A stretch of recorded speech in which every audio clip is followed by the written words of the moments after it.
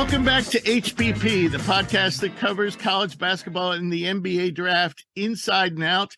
I am Rich Harris. Thank you for joining us again. Today I'm joined by Doc Llewellyn and Ayad Booney will be joining us later, as will two special guests, Mike Decourcy, Fox Sports bracketologist, and Mojave King, one of the players for G League Ignite, Australian native. So this is going to be a great show. Doc, though, before we begin, I have to say the show doesn't seem to be the same without Maverick. I did my best to find someone, for you to debate with, but oh wait, who do I see? It can't be. It's the Bay Area Bomber. Drew is back. I'm back. Walmart brand Klay Thompson. I'm back. How was my acting, by the way? It's pretty good. It's pretty good. It's a Golden Globe in your future, Rich. So it is great to have you back. And I don't know if you know, but Mav, left the show to pursue his dream of being a pilot of spy balloons. And I know he had a rough week. His first week on the job was pretty rough. He got off course. Last I heard, he was hovering over Montana. Have you heard anything more about that? I mean, my girlfriend's parents own property in Montana, so I'll have them report back. Good old Mav just disappears on us. Yeah. Sorry, we love you, Mav. All right, so how are you doing, Doc? Doing really well. Ready to talk basketball. Excited. I heard your Twitter is just going off the hook. It's going off the hooks, man. I was the first person to say about this Kyrie trade going to the Dallas Mavericks. Everybody had him going to the Clippers, Lakers.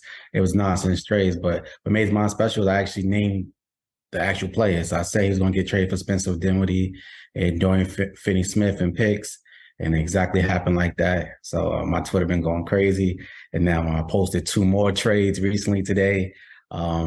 As I just been gaining a lot of Laker followers and Sixer followers. And so I'll be ready to talk about that and potential trades.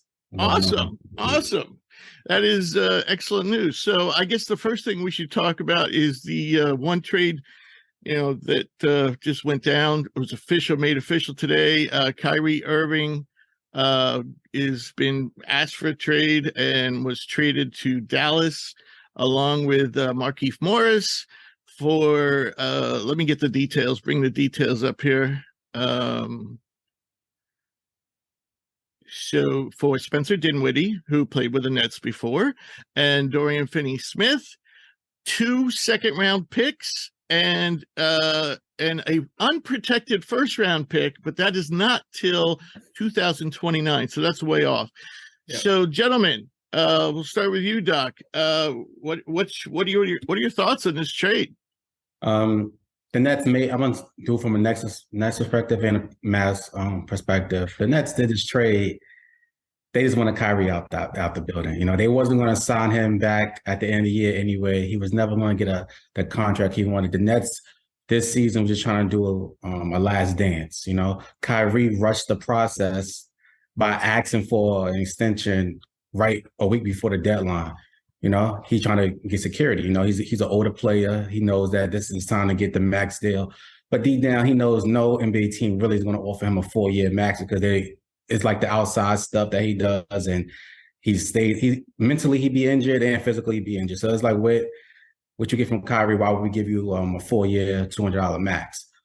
The Nets just want him out the building. Once you ask for the trade, they wanted just to get him out the building, but they did not want to trade him to the Lakers. That was the main thing because he wanted to go to the Lakers.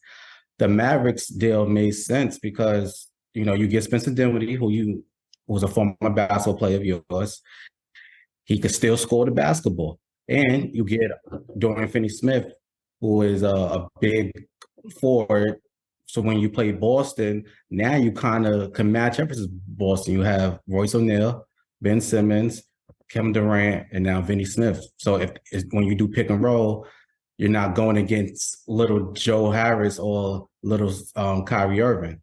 So now it kind of makes sense for both teams. And, Dallas was eager for a star.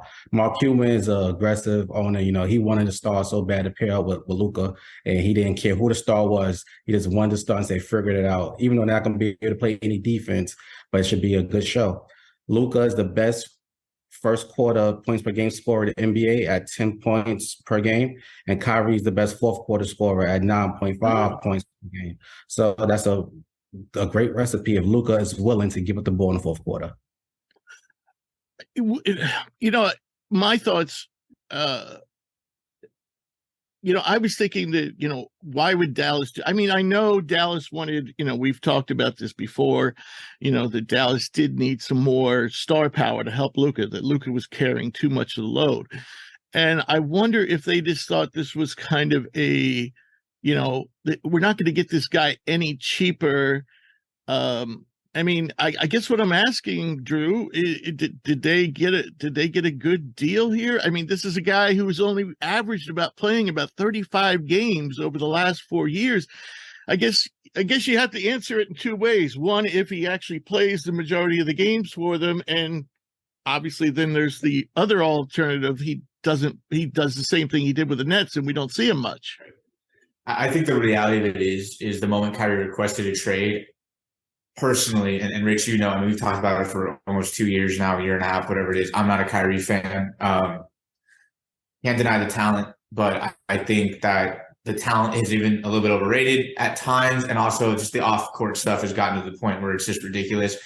I don't think any team realistically could have got Kyrie and felt 100% good in the deal, because you're going in automatically with the question mark of, is he going to play? And if he does play, is he going to be dialed in, or when you get him kind of towards the end of his, Celtics tenure, kind of early COVID tenure with the Nets, where he's just kind of not really invested and he's out there trying to collect a paycheck. And I just don't trust Kyrie Irving at all, like 0%. And you said something very interesting about the Kyrie Irving scale-wise being kind of like overrated at times. I agree with you on that. Even though I love Kyrie in terms of when he's on, he's on. When he's on, he's great. He can do, he can score. But it could be manipulated, because if you really look at it, they lose games still, even if he doesn't impact in the win column. It might look totally. But his field goal percentage, he might shoot 8 for 20 and get 30. And he was the reason why a guy like Ben Simmons couldn't really play point guard, because Kyrie always want to have the ball, and his usage rate is not as high. But Kyrie's not going to really catch and shoot. He wants to get the ball and dribble and hold the ball and do 100 moves in the basket. So I agree with you on that. Yeah, if you look at it, Luka's got the second highest usage rate in the league, trailing only Giannis, I believe. Kyrie's at 16. Yeah. So he's basically got the highest usage rate, more or less, and Kyrie's at 16. They're both these kind of ball dominant. Luka is the most ball dominant player in the league as it stands. Kyrie, in my opinion, isn't super far behind. And then, Kyrie, I've never been a fan, because I don't think Kyrie's a winner. Kyrie's peak of his career coincides with the arrival of LeBron James. He was the first overall pick, and for 3 years in a row, they never won more than 28 games. LeBron comes, we obviously know the run they went on, the big final shot that he hit kind of altered the trajectory, and I think the optics of his career. But then, since then, let's not ignore the talent this guy has played with. You have played with Kevin Durant. You have played with James Harden. You have played with Ben Simmons. You were with those Celtics teams. They were young, but you had the chance to be the guy and, grow with that team, and then kind of get into a phase where maybe they start to carry you as you age out and whatnot. None of that happened. He's, in my opinion, the worst leader in basketball. I don't call him a leader. You can't even call him a leader.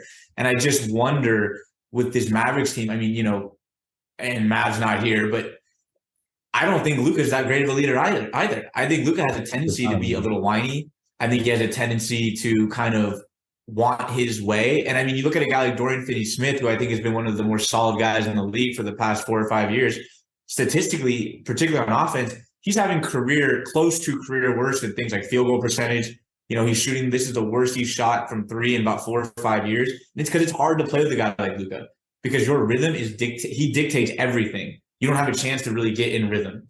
And Kyrie doubles down on that. So is there going to be games where both of those guys maybe go for 30 apiece and you win because it's just so much dynamic scoring and you're getting your second best defenders being forced to check either Kyrie or Luka? Of course, but the Mavs have a very short window to make this work, both in terms of, I think, the personality clash and the fact that Kyrie is not under contract. Does he want to be a Dallas Maverick? Or did he just not want to be a Brooklyn Net? Those are very different things. Oh, yeah, but see, you can't even say that because it seems like everywhere he goes, ultimately, he has of course. a problem. So, of course. And Dallas, Dallas is surprisingly, and maybe, they've already said that they're not going to try to sign him to an extension during this season. Right. So then that makes me wonder, is he going to pull the same stuff on Dallas immediately? Exactly. Right. So yeah. So I don't like the trade. I don't like the trade to be overall. I just don't like it. I think you gave up now for the Nets. I think the Nets come out better. It's like addition by subtraction almost. I think Dinwiddie can replicate just enough of the offense like Kyrie can give you. Not a 1-to-1, but just enough. He can still hit 40% from three. He can give you 15 to 20 a game. He is a good enough kind of secondary playmaking guard. Kyrie was never a playmaking guard. And like Doc said, I think Dorian Finney-Smith's a great addition to that rotation of kind of like hybrid forwards that they have, where they can throw out length and size. And they're going to need that because you're playing Giannis. The biggest key to this is Ben Simmons gets to play point guard, baby. My son is back. He's back. He gets to play point guard. He gets to be the real leader of the team. He gets to have the ball in his hands and not just come up the court and hand it off to somebody. He gets to actually be the leader, play basketball the right way, get everybody else going. Because, listen, everybody said LeBron James is a great leader. It's kind of an overrated statement. LeBron James don't really make everybody better. It's for himself, and he may kick it out to somebody to help with shoot, but it's to help him. Ben Simmons, on the other hand, he gets everybody going. JJ Redick, best career with Ben Simmons. Steph Curry, best career with Ben Simmons. Robert Covington, Dario Saric. Look at this new kid, Nick Claxton. He was a bum last year. Now he's supposedly he should have made All-Star snub. He's about to make an all-defensive team. And his offense, he's averaging 15. And you know why? Because of Ben Simmons. He makes everybody better. Even when he looks bad, it makes everybody else look good. So we expect points will kind of match like you had said, because then we score the basketball. That's what he always does. And he's going to have an opportunity to score even more without Luka. Because KD's not selfish. KD could get 30 without being a ball hog. KD could just wake up, get 30, and still get everybody else going. KD's like a steady scorer, unlike Kyrie, who would have like 0 points the first 3 quarters, in the fourth quarter might score 30. He's like the type of basketball player. So I'm excited to see. I think the Nets got more moves coming. I think they want another star. They want Zach LaVine. They want Pascal Siakam, and I heard Bradley Beal. So let's see if they make another move to get one of those 3. I'll tell you what, though. I'd be interested in Siakam. With this, if I can, with this current roster they have with Finney-Smith, Claxton, Ben Simmons, Durant, they have quite a bit of length on defense. And by the way, for folks who want to read, we were very high on Nick Claxton when he came out in the draft. I think I forget who wrote that report, but we were pretty high on Claxton. Definitely thought he was a first-round pick. Definitely thought the Nets got a steal there in that particular draft. But I want to tell you, I have a text. I got a text from someone named Maverick, and he says, I had asked him earlier in the day about this trade, and he says, he said, the Mavs are finals bound. The most skilled backcourt of all time is in Dallas. My response was, how did I forget that you were delusional? I mean, they're super. I mean, they're in Dallas, I guess, until Kyrie starts wandering the desert for 40 years and starts a cult in the middle of Texas somewhere. I mean, I cannot endorse this dude. It is, and I appreciate the talent that Luka is as an individual heliocentric force in this league, but you can't win that way. Not anymore. Not with teams forming these super rosters with 2 or 3 stars. Luka cannot win by himself. I mean, he got through the Suns because the Suns kind of imploded last year, but the reality of it is they didn't look at all like they belonged on the same court as the Warriors last year with Luka kind of running that show with Jalen Brunson there. And Brunson was a hell of a lot less, I guess, problematic or potentially problematic than Kyrie Irving is. And the Warriors don't look that great this year, as much as that pains me to say. And so I'm supposed to sit here and believe that you added the most toxic, unpredictable personality in the league to this team with another guy who has kind of slowly developed the reputation of a whiner. And, leadership matters. You need somebody on that team who has not just the personality, but the on-court credentials. And the problem is that the two guys with the most credentials and the highest, pass on that team, both are suspect in terms of being able to lead a group of men through that arduous task of winning an NBA championship. So before we get off this topic, this one's real quick. Dallas Mavericks was the real key for real is Dallas Mavericks last year was top 5 in defensive rating. This year, they're number 15, and that's going to get even worse. Now losing your best defender and now adding another bad little guy in Kyrie. So, hey, good luck, Mavs, and good luck, Mav. I would be shocked if they make it out of the second round, personally. Well, okay, that was going to be my next question to both of you. We'll start with Doc. The Nets are currently 12 games above 500, 4th seed in the East. Mavericks, I believe, are 6th seed in the West, only 2 games above 500. Is that do I have that right? I believe it's 2. So my question to you, both of you, but we'll start with Doc, is which direction do you see these teams going? Are they going to improve their seed after this, or is their seed going to get worse, or are they going to stay the same? The Nets The Nets got 2. It's hard to answer that because the Nets got 2 problems. One, Ben Simmons' mental health and where's he at and how is he going to come and approach the game now that the ball will be in his hands more and be asked to be the actual point guard now. And 2 is KD bought in.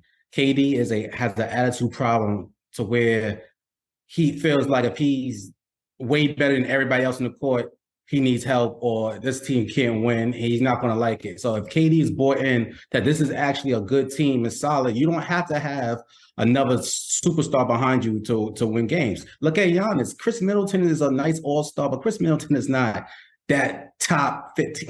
Chris Middleton is a solid guy. He's a nice, solid piece. And Drew Holiday's another solid piece. KD, you got to understand that you could win with solid pieces. Right. He just got to understand that, and hopefully he does. If KD's brought into the fact that this is actually a good team that actually kind of got better in a sense, as long as he's brought in and Ben Simmons is ready to play point guard again, I think the team could go up. The team could go up. I'm excited for them. Dallas, on the other hand, Dallas is just going to maintain. I feel like Dallas is going to maintain where they're going to stay around top 6. The West is they're not reaching top 3. So they'll stay around top 6 and not reaching top 3, and that's how they're going to suffer a lot. They probably going to be more in the playoffs than the regular season. The regular season lets you get away with playing no defense and just scoring all the points, and that's what they're going to do.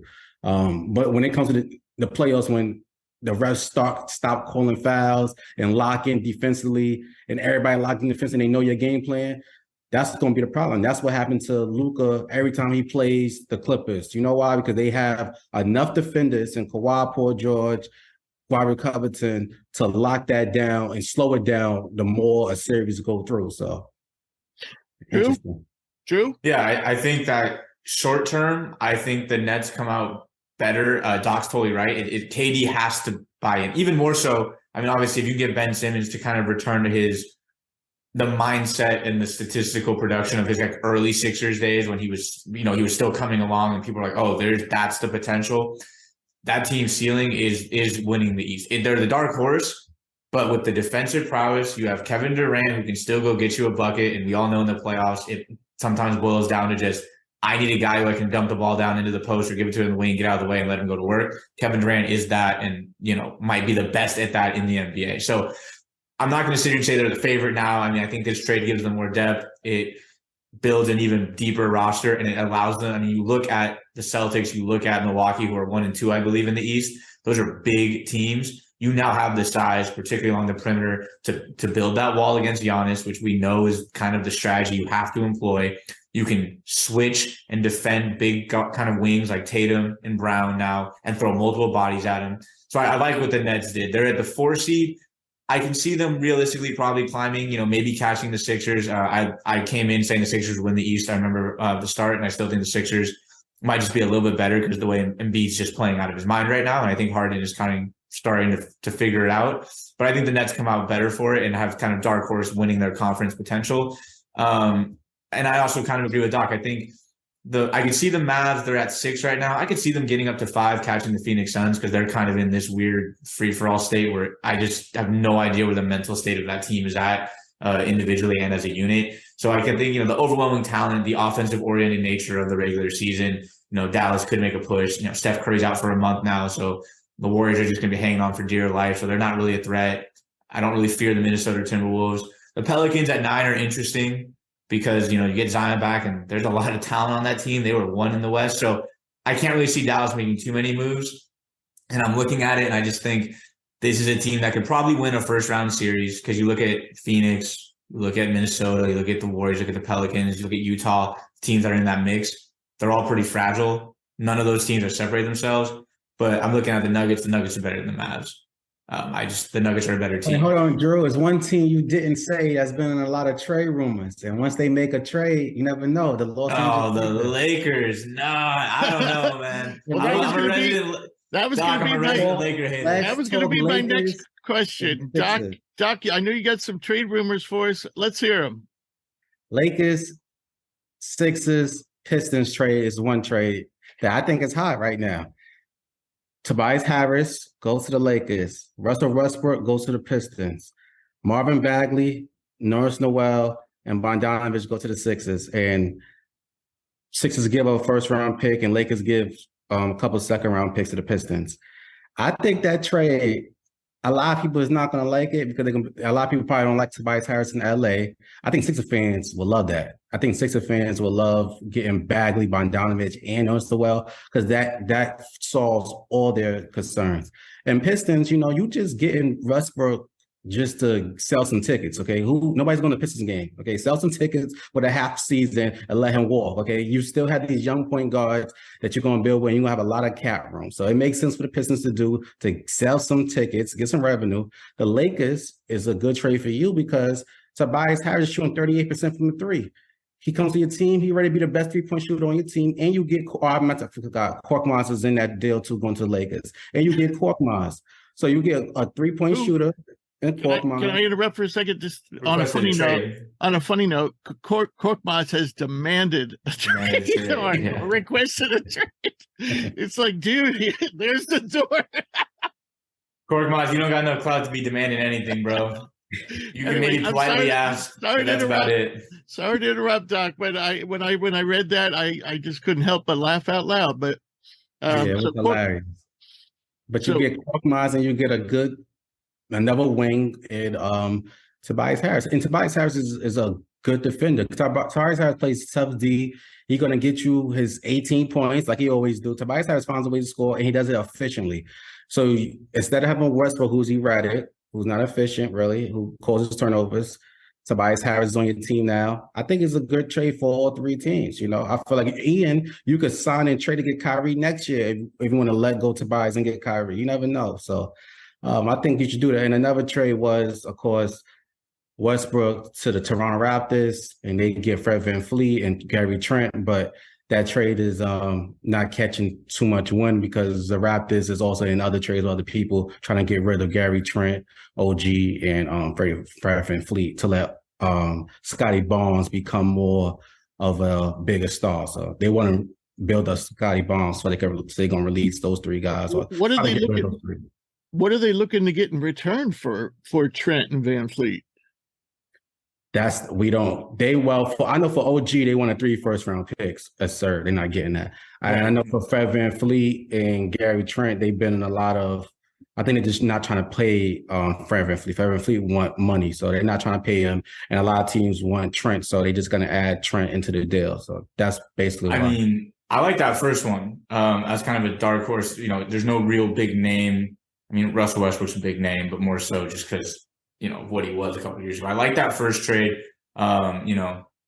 does Tobias Harris put the Lakers over the top for me? I mean, it maybe moves them into some sort of, I'd be a little bit more interested in the playoffs, but I just, I haven't really seen it. And I don't know if Tobias Harris answers enough of those questions for me. But if you add him, I think that team becomes a viable threat, especially if they can kind of creep in the lower rounds. Because you got to play LeBron James in the playoffs. That's a scary sight. I mean, it doesn't matter whoever's around him. We've seen him do it with a lot less talent than AD and Tobias, so that's a scary sight. But I'm not 100% sure. I don't know why the Raptors personally would give up Van Vliet or Gary Trent for a Westbrook. I mean, if they're trying to move pieces, it kind of makes sense. But I feel like you're doing the Lakers a big solid there. You're giving them 2 20-point scorers per game. At positions of need, like they need guard play that can, space the court, create their own shot. So I don't, if they give up Gary and Van Fleet and basically only ask for Westbrook in return, the Lakers get really scary really fast, and the Raptors just kind of shot himself in the foot, in my opinion, in my opinion, for no reason. I mean, you can get rid of those guys and not go make another team extremely talented really quick. But I like that first one though. I think Tobias Harris is one of those hated guys in the NBA. I get it. He's overpaid for sure. Yeah, he got that big money, but I'm like, he's a solid dude. He does everything for the most part well on the basketball court. He's not really elite at anything, but he can score enough to be a viable threat. He's got the size to defend and switch along the perimeter if need be. He's a solid shooter. He's an okay rebounder. I think he's got enough of a passing gene in him to where he's not like a black hole where he's going to just, catch the ball and let it rip every time.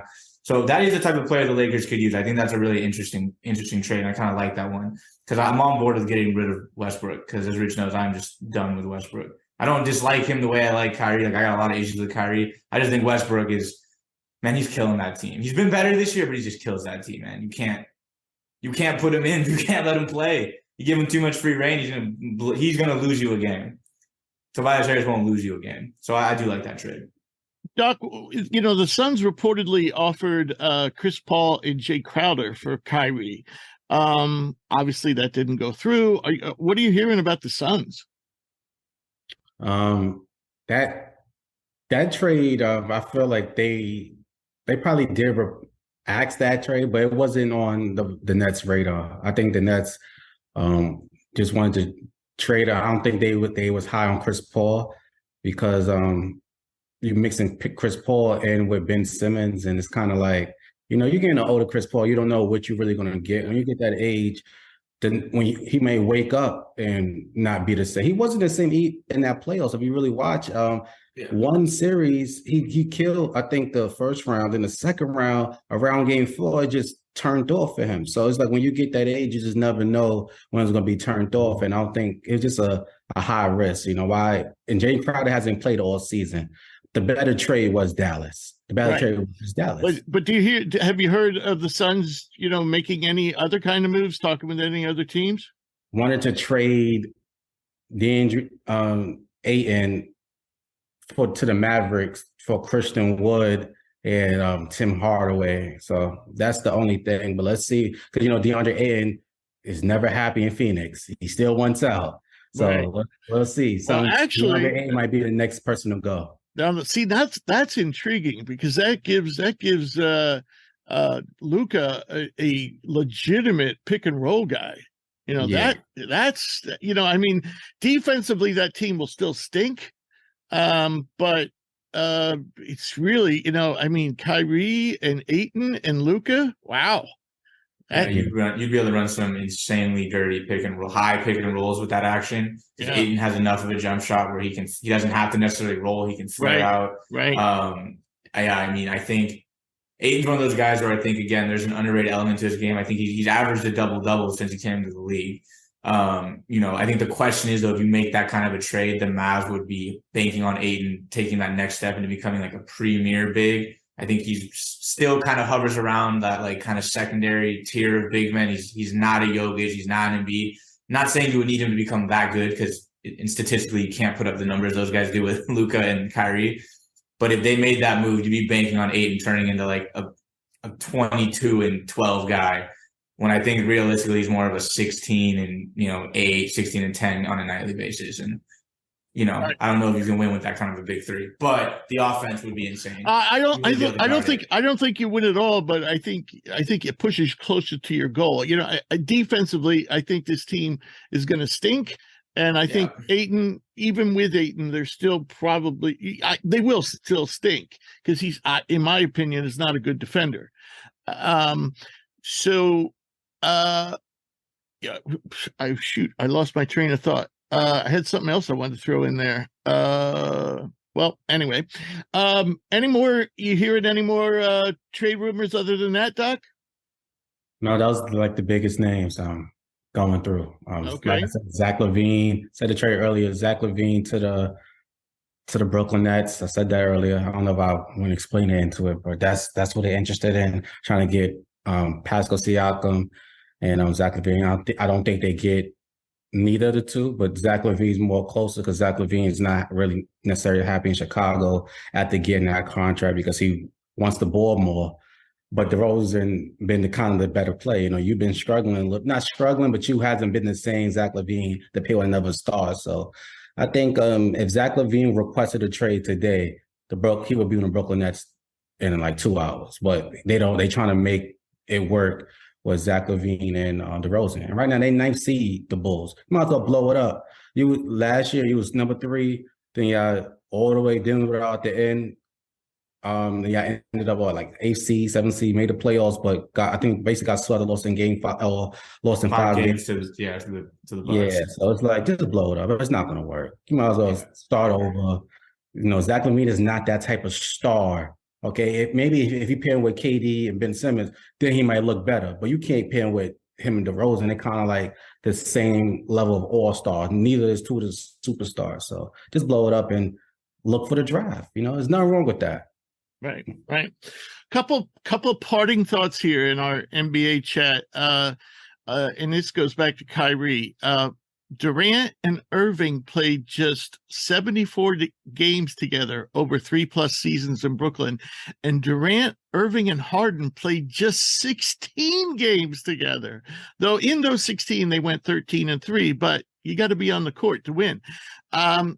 Also, interestingly, if they do not sign Kyrie, Dallas this is, at the end of the season, they will have enough free agency money to sign somebody, but it's about 25 mil, to sign somebody like Jalen Brunson. Who's no longer a free agent. My point being is, you know what? You probably could have moved things around before the season started and kept Brunson, but now you got Kyrie. And I think the reality. And I think, is there anybody here that would rather have Kyrie over Jalen Brunson? I didn't think so. Not for the Mavericks. No, not for the Mavericks. Yeah, right. I don't know if with Luka, if you can pair him with another guard. I think the star players you'd have to bring to surround him with would have to be bigs, maybe kind of forwards, but I don't think you can pair Luka with another guard. I just don't see it working. Well, at least Brunson, so dominant. Yeah, but Brunson isn't a ball hug, You look at a guy like a Brunson, that wasn't, they weren't able to make that work. And Brunson is clearly not on Luka's level. And I still think he's beneath guys. And it's a margin. It's a small margin, but I think he's beneath guys like a Zach LaVine or a DeMar DeRozan. We're talking about those two are struggling to make it work. Luka is just so ball dominant and he's so heliocentric with that thing in his hands that I really think the star players you need to look to pair him with have to be bigs or at least like kind of a wing player. Because if you couldn't make it work with Brunson, and there is a very clear divide in their talent. I mean, one is the better player. It's not like a debate to be had. If you start adding guys who, even if Luka right now is better than Kyrie, they probably, as individuals, and there's probably people out there who believe they're relatively close in talent. I don't know how that works. You can't win in the NBA with just your turn, my turn, your turn, my turn. Teams can figure, like Doc said, teams in the playoffs are going to buckle down and figure that out. And you might win a playoff series just because you got the two best players. But when you start running into teams that can attack you in a variety of different ways, teams that can defend you in a variety of different ways, and the fact that Kyrie Irving one day just might not show up and miss a flight, and you end up you're not winning with that. But hey, I mean, Doc said it. Mark Cuban's an aggressive dude. He wants to try to add talent, and maybe they prove us wrong. Maybe they learn how to buckle down defensively, and they get after it. And Kyrie kind of recaptures some of that mid 2010 magic when he was with LeBron, and they go on a tear. But I just don't see it. Right. Any final thoughts, Doc? Closing out like this, Kyrie Irving. He went to the Celtics. Kyrie Irving was on the Cavs. They won maybe like 20 games a season before LeBron James come. He went to the Celtics. He missed basically like the second half of the year. The Celtics go all the way to the Eastern Conference Finals. Game 7 versus LeBron James. They lost, but a young Tatum and Brown did that without Kyrie Irving and Gordon Hayward. The next season, Kyrie's healthy. They lose second round 4-1 to the Milwaukee Bucks. Mind you, that's it. The year before, they beat the Milwaukee Bucks in 7 games. Kyrie leaves, goes to the Nets. He plays 20 games his first season. He wins 8 games out of 20 he played. Terrible. Kyrie's just not a winner. Okay. Not a winner. All right. That's my final thoughts. All right, gentlemen. Well, it was great to have you back. Drew, Doc, it's as always great to have you. We'll be back next week to talk some more NBA. By then, the deadline is Thursday, so by then we'll know what shakes out, and we can analyze some more trades. Maybe my Golden State Warriors can get some reinforcements, man. Right. We're not looking with no Steph Curry for next month. We're not looking very hot. I'm a little bit worried. Yeah, I hear you. Surprise there. All right, guys. Thanks again. Appreciate it. Before we begin our college notebook, I want to introduce Jake Kopstick, who will be helping us on the scouting and college side of things. Jake, why don't you tell everybody about yourself? So, yeah, it's good to be here. Thank you for having me on. I'm looking forward to contributing as well with a little bit of scouting. But also, I'm a huge college basketball junkie. I'm looking forward to talking about going over games, going over the weekend, and talking about the college notebook. But just graduated from Temple University in December of last year. So I'm fresh out of college. Looking for stuff to do, looking for jobs. So if you know anybody, definitely send them my way. But I'm a huge college basketball nut. Staying up late now that I don't have a job. I'm staying up real late watching all the Mountain West games and watching basketball every night. So I'm looking forward to being here. I love college hoops, and I joined at a pretty good time because we are right on the doorstep of March. So good to be here, and I think I joined at the perfect time to be able to start talking college hoops. All righty. And I thought maybe you were from like Texas with that accent. No, it's just a joke. It's a joke. All right. Also, I want to apologize to Kansas big man Ernest Uday. I totally messed up his name in last week's show, and we couldn't fix the mistake in editing. As a result, the mistake got what we call KP'd, which is now our default censor sound effect that we're going to use anytime we screw up and it can't be fixed, or we say something naughty like I just did. So, and if listeners who've been following along know about Maverick's KP outburst, which has probably now become infamous on Twitter. So, yes. So, Ernest, I messed up your name. Sorry. I was talking about you, buddy. Today, Mike Decourcy will be joining us for our college notebook. Mike has been a columnist for the Sporting News since 1995 and is a member of the U.S. Basketball Writers Hall of Fame. He is also a studio analyst at the Big Ten Network, and most importantly, he's a bracketologist for Fox Sports. Mike, thanks so much for joining us. How are you today? And how are you? I'm doing great. How are you guys? Sorry about that. That's okay. We lost Booney for a second, so I got all thrown off there. Well, I don't know if you remember, Mike, but I owe you a beer for Texas A&M thrashing Wake in the NIT last year. When you were on last year, we were debating who should have been in the tournament. I said Wake. You said if anybody should have been, it should have been A&M. And then they happened to meet in the NIT, and your team thrashed my team. So one of these days we'll have to catch up. You bet. So the foremost thing that I have to ask you is, where do you buy your ties? You look stellar again on Sunday. Well, that's all my wife. I think she's bought nearly every tie I've gotten. She has a great eye for fashion and decorating and that sort of thing. So our house is whatever people come to our house, they're impressed by that. It's all her. And when they see me on television on the Big Ten Network or on Fox, it's invariably her. Okay. That she buys the ties. I like the one you had 2 Sundays ago, but this Sunday was spectacular. Now I will say that one I bought myself, because it was my rosebud tie, I call it, because it was probably a Saturday in 2018, maybe 2017, that Dave Revson and Jess Settles and I were on, and we had like a noon game and then like a 6 o'clock game or something like that. So we had this vast amount of time in between, and we had wrestling or women's basketball or whatever filling in time in between. So we had time to go get dinner, and we went to Rosebud in Chicago, and I got chicken Parmesan probably, and it wound up all over my tie.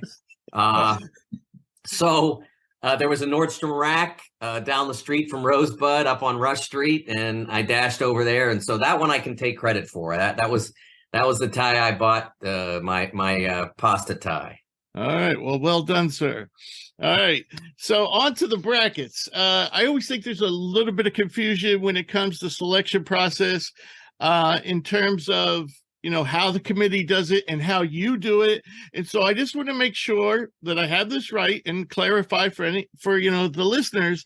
When you make your predictions, you are basing them on what you think the committee will do, correct? Correct. All yeah, right. it's I think there are a lot of brackets out there that are, if you look at the bracket matrix, you'll see a lot of brackets out there that are doing it as they would do it. And it's fine. I mean, I totally get that. But I'm trying to come as close to matching the committee as I possibly can. And so I went to the mock bracket seminars that they used to do for media. And I went on for various reasons. I was at 4 of them, I believe. I think Jerry Palm is the only other person who went to that many.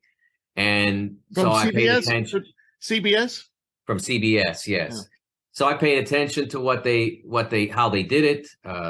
I tried to interact with as many different committee members over the years as possible.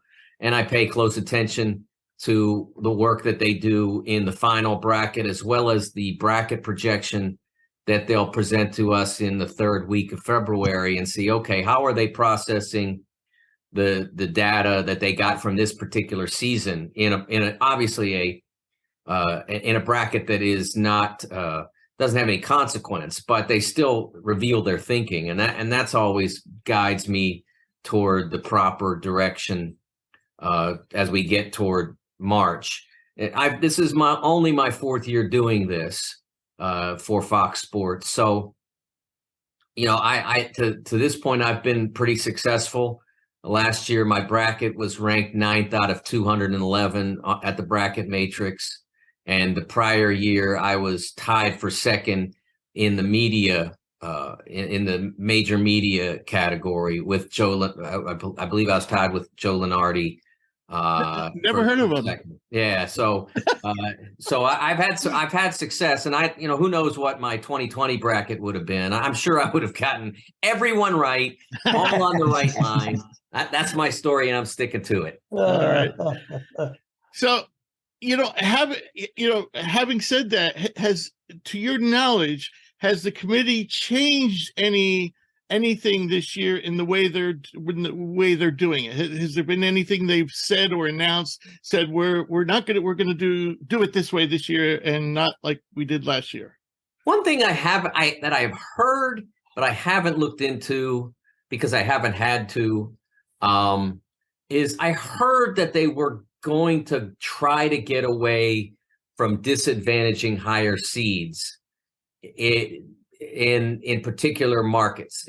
What I mean by that is I heard, not at this again, this is not official, and I'm going to get it clarified before we get down to the nitty gritty, as we say in the bracket world, of actually getting really close.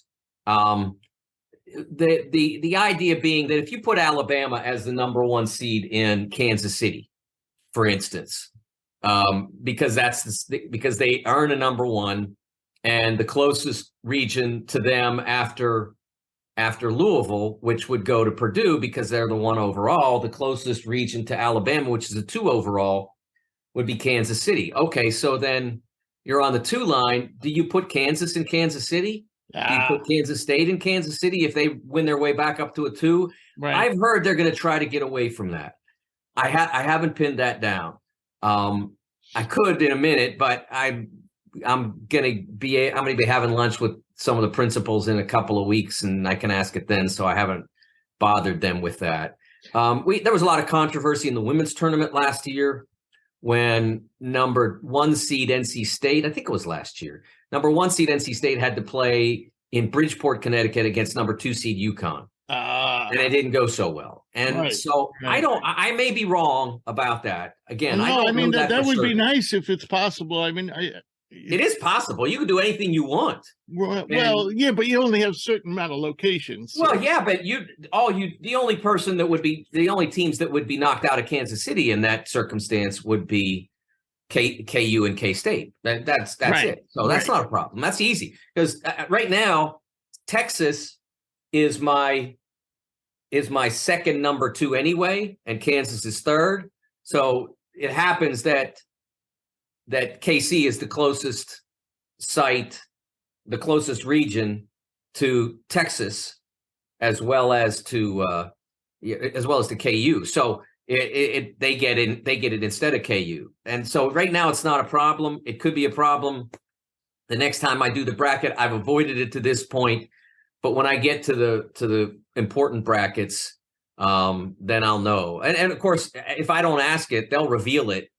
Or may reveal it when they do the bracket preview, right?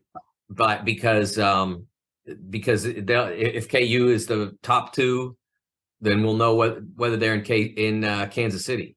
Right. So I got one more question for you. I'll pass you over to Booney. And are the net rankings the only tool, to your knowledge, that the committee uses, or do they?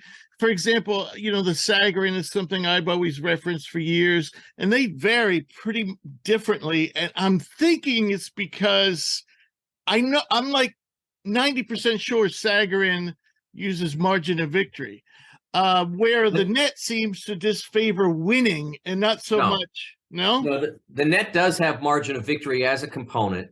There is a cap on the margin of victory, so it may not.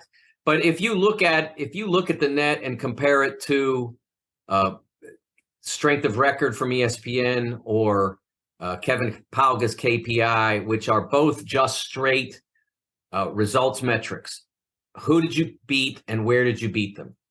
And that's all, and not how much did you beat them by. That does not factor into either of those two. Right. The net tracks much closer to Sagarin, Ken Palm, and BPI than it does to those two. So It's really more of a predictive metric. Right. So is that the only tool they use? It is not. It is the tool that they use to group teams to like, so that if you see the quadrants, 1 to 30 at home, 1 to 50 neutral, 1 to 75 road, those quadrants are set by the net. So that's what the net is primarily used for. If you look at a team sheet, and I would recommend anybody listening who's interested, if you want to understand what the committee is looking at when they look at a team's resume, go to warrennolan.com, warrennolan.com, and then go to the net, to the tab that says the net nitty gritty. That's what you want to see. And that will give you the ranking of the teams relative to the net and the breakdown of their records, their strength of schedule, their home road, neutral, the 4 quads. They even give you a breakdown on the average rank of your net wins and your net losses. So there's a lot there that you can see. And then the best part of it is that there's a little teeny next to each team's name, like Houston is number 1 in the net, and over adjacent to their name and their conference and conference record is a little piece of an icon that looks like a little piece of paper. And you click on that piece of paper, and that is what's called a team sheet. And that's what the committee is looking at when they do when they evaluate a team's resume. And what the team sheet will give you is a breakdown of their quadrant wins, who's in each one. For instance, Houston has a quad 1 loss to Alabama, then a quad 1 win over St. Mary's, then a quad 1 win over Virginia. And then there's a dividing line in that quadrant that separates the best quad 1 wins from the next best quad 1 wins. So that's how it's broken down. And then above that are the 2 categories of metrics: the predictive metrics, BPI from ESPN, Ken Palm, Jeff Sager, and the one you mentioned. Those 3 are the predictives. And then on the other, on the left are the results metrics: KPI from Kevin Pauga, and strength of record from ESPN. And so all of that's available to the committee member, and you can see what they're looking at by clicking on that little icon. And that gives you an idea of what we're talking about, of what they're talking about. And so it's not, it allows you as a fan without, and this is a free site too. It doesn't cost. It allows you as a fan to get a picture of what the team you follow or what the team you hate has going for it when they get into the selection room in the second week of March. Interesting. I did not know that. I'm going to pass you over to Booney. Hey, Mike, thanks for joining us, man. Really enjoy watching you on the Big Ten and Fox, and honor to have you on. Question. Now, does injuries factor in and when the committee is looking at selections? For example, earlier on the year, we saw Creighton struggle. A lot of that had to do with Kalkbrenner missing a good amount of games due to mono, and obviously we've seen the resurgence of Creighton. Is that a factor when the committee is looking at teams? One thing that they have mentioned injuries, and so people sometimes misinterpret what they mean by that. Your record is your record to the most, pretty much to the extent that you get in or you don't get in. And a great example of that would have been Notre Dame. I believe it was 2017 or 2018, when Bonzie Colson was playing his final season there. And he was one of the best players in the country. He was, if he'd finished the full year, he'd have been first or second team All-American. That's top 10 players in the country, easy. And through 14 games, they were 11-3. And then he got hurt. I can't remember what the injury was. Might have been a foot. It was foot. Yep, there you go. And he missed 15 games. And they went 6-9 in those 15 games. And then he comes back for the final 6 games. Well, it turned out to be 6 games. There could have been more. I think they end up losing in the conference second round. I don't remember exactly. But they go 3-3 with him. So their final record with him is something like 14-6. It's not that far from being a tournament team. But they looked at the total package, and that included the 6-9, and they said, sorry, injuries are a part of sports. However, if you have a circumstance like Indiana, which had missed Jalen Hood-Schifino for a period, or Creighton, like you mentioned, with Ryan Kalkbrenner, who missed 3 games and was compromised in 3 others with an illness that had yet to be diagnosed, and they lost all 6 of those games. What the committee will want to do, Creighton's going to get in. I mean, unless they totally collapse today, like today to the end of the year, they got to completely go off the rails to not get in. So they're going to get in, and they're really good, at least based on what we've seen. They haven't yet been overwhelming. They still have to achieve more than they have with Ryan back. I mean, they still only have 2 quad 1 wins, so they still have a lot of work to do in that regard. But they're trending toward achieving that stuff. So if they do, and let's say they go from what I have now as an 8, I'm not granting them any goodwill, so to speak, or grace because of that. The matrix, the bracket matrix consensus of now 97 brackets has them as a 7. So I'm not that far off of what the rest of the world thinks either. We're all pretty much on the same page. So where we are now is waiting for them to assert themselves. But if they do, then the committee's going to say, okay, so now they're let's say they're with Kalkbrenner in the lineup. You take 3 losses off, and their overall record at Creighton is, let's see, let me get this up to get it right. I think their overall record without those 3 losses would be around 12-5. 15-5. They would be 15-5 without the 3 losses without Ryan, which is probably trending up toward at least trending toward a 5 or something like that. So if they achieve this down the stretch, if they show they're great with Ryan Kalkbrenner in the lineup, they'll probably get an extra line or 2. And the reason that's done is it's not about Creighton so much as it is about the teams above them. Because if you're right now, I have Creighton as I have them as the number 8 in the East. Okay, so if if they earn their way up to a ballpark 5, then that's kind of a tough deal for number 4 Marquette. Well, it wouldn't be Marquette, but that's who it is. But it's a tough deal for Marquette because they're playing a team that's not really a 5. And it's really a tough deal for Arizona in the Sweet 16 because, again, they're not playing a team that's really a 5. They're probably playing a team that might even be a 3. So they're going to take that into account a little bit if Creighton just tears up the Big East the rest of the way. If they don't, then they won't get that pass. Now, a flip side of that coin, exactly what you were saying, in a 2-part question. The main team now, before Mike Miles' injury, I had TCU as a 3, possibly a 2 seed. Right. Now, who knows? So 2 questions with regard to that. We talked about Creighton and not having Kalkbrenner. Earlier in that year, or earlier in the season, Arizona State beat Creighton without Kalkbrenner. And about a week and a half ago, Mississippi State beat TCU without Miles. Right. Are those wins looked at differently without those players? And to your point, without Miles and the dive they're on, they could potentially be a 7 seed. But them playing a 2 seed or a 10 seed, whatever it may be, with a Miles is just not, it's not a right matchup. Well, there's a couple things. First of all, especially because Mike got injured when he did, he has to come back and play like Mike Miles, and TCU has to play like TCU did with Mike Miles in the lineup for it to matter.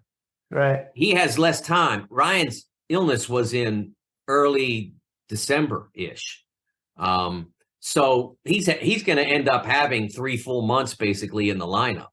Sure. It's different with Mike because it's happening later. So the time for them to establish what they are with Mike Miles, or reestablish in his case, is shorter. And so if he comes back after they lost to Mississippi State, and I can't remember who Saturday's loss was to, K-State, I think, maybe. I could be wrong about it. I can't remember who it was. I think it was they lost over the weekend. Oklahoma State. Okay, that's right. So they lose those 2 without him. When he comes back, they have to start to play like the team that you were mentioning was an elite team. And so then at that point, they would trend back toward, I think right now I still have them as a 4, even with the losses. They still have a significantly better resume than any of the 5s. Now, an Oklahoma State team on the bubble, is that win over TCU look differently? No, not, because you can't do that for everybody. Yeah. It's impossible. Even with all the time they have, they still are strapped for time. And again, it's not fair to Mississippi State or to Oak State because they're trying to get in. Both of them are candidates, and they're trying to get in. And and so like all of a sudden he's not there, and so you're saying to them, tough because he's not there. Well, that's not fair. They played the team that was out there and they beat them. Yeah. So that's you can't devalue those victories for the victors in those circumstances. Last question. One of my personal favorite conferences in America is the Mountain West. They have 5 good teams, but historically have not had a lot of success in the NCAA tournaments. Is that considered? No, it is not considered at all. They had a pretty empty 2022 in the tournament. It was not impressive. And they got a number of bids. I can't remember the exact number, but they got Colorado State up at a 6. And Colorado State earned that 6. Yeah. But then they lost to Michigan. Most of their teams did not succeed in last year's tournament. The committee will evaluate them based on their achievements. Now, the problem I have with the Mountain West this year is that they are metric angels. I mean, teams like Boise and Utah State, right? But from an achievement standpoint, it's not there. No. They have not. They have it. Whether or not they tried and couldn't succeed at scheduling high-end games, I still think that teams that struggle. I get really weary of hearing about teams. The vast universe of teams that struggles to get games, and I'm like, why don't you play each other? Like, I mean, okay, you can't. I can't get Duke to come to my gym, so I'm just going to play Alcorn State. I mean. And I shouldn't use Alcorn. They just were on mine because they're on the bracket. They're a pretty good team. But, that's not the way it should work. If you can't get Duke to come to your gym, okay, St. Mary's might. St. Mary's is good every year. BYU is at least a good team every year, and they've been great at times. And all these teams that have the same problem never resolve it by playing one another. And the reason they don't do that is for the same reason that Duke's not coming to your gym, because you don't want to go into St. Mary's gym because it might hurt you. Well, that you're the same as Duke is, or the same as Kentucky is, or whatever. Those two teams just have more power than you do. So you use the power that you have, and you avoid the games that you think could penalize you. Makes sense. Yeah. Okay, cool. I'll take over then. Mike, first of all, thank you so much for taking the time. I know you have a busy schedule that will probably only get exponentially busier as the days roll on here. First one I have for you, we're going to wear out the bubble. I can already feel myself getting tired of it, because it seems like post January 1st, that's all we like to talk about is the bubble. Speaking about that, right now, of course, there's a lot of movement that's going to happen. A lot of wins, a lot of losses are going to bump teams in, bump teams out. But what right now does your last 4 in look like and your first 4 out look? Let me first say that I have a last 4 in and I have a first 4 out, but it's not a bubble. Okay. Okay. And I always set Valentine's Day as the day when the bubble is unofficially formed. Okay. Because it's about 3 weeks before Selection Sunday. And that's when the pressure is up. That's when the games you play are really like, if you win, man, that's great. If you lose, oh my gosh, that's when the bubble is real. Like if you're okay, right now, the last 4 in are Boise State, Oak State, Clemson, and Nevada. If you're Boise State, like, okay, so I could be wrong, right? I mean, they might be an 11 seed in the committee's minds right now. So they might not really be on the bubble. And there's so much time for them to declare which they are. It's getting close. It's only a week away now, but there's still 2 games probably between now and February 14th for them to really say who they are.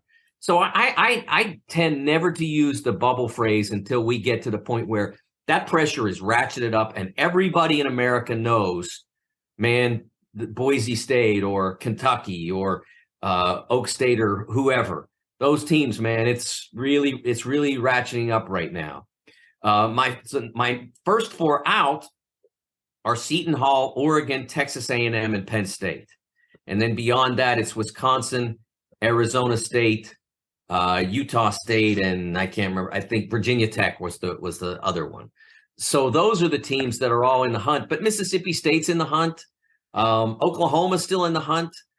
Oklahoma's record is not tournament worthy, but they've got some stuff. I mean, they got Alabama by 24. So put together some wins, and we'll get back to you. That's why for them, I mean, they're 12-11 right now. They're not getting in at 12-11. Or one game over 500, or no one's ever gotten in at 1 over 500. It's near miraculous to do two over 500. I think it's happened 3 times, maybe twice. So they're not even on my picture. But if they won 3 in a row, they'd probably be in.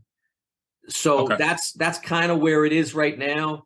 But I always try to caution people about thinking about it in that term, the bubble term, because the teams are really just still playing, and that pressure that will affect them in the latter weeks of February and the first week of March, first 2 weeks of March, when you consider the conference tournaments, that'll really come into play then. Okay. And then next question I have for you. So we already talked about the Mountain West.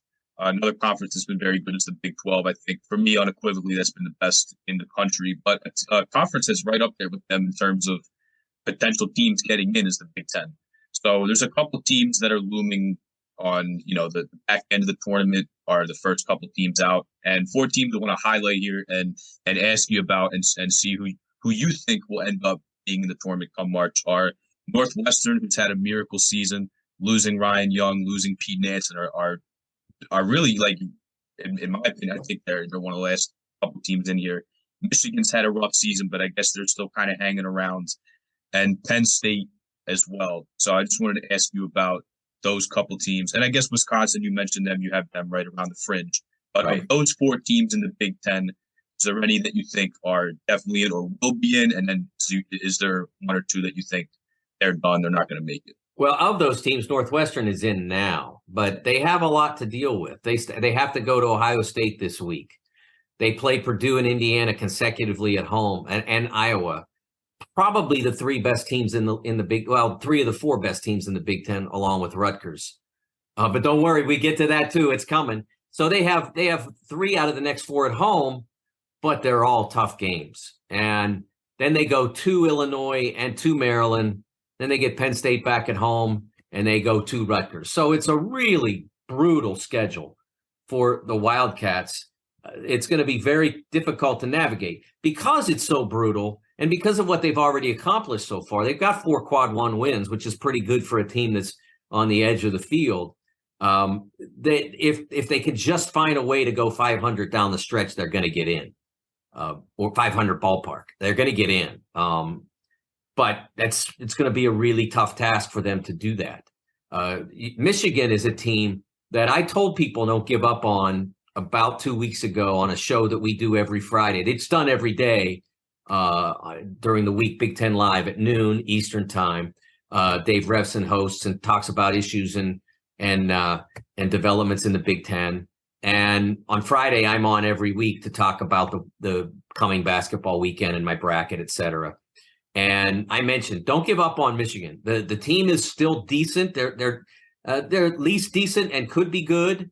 And at that point, they had a nice stretch of games coming up. Now they had to play Purdue and Penn State in consecutively, and they did not succeed in either game. But then there was the Northwestern road game, Ohio State, Nebraska, Indiana at home, at Wisconsin, Michigan State at home.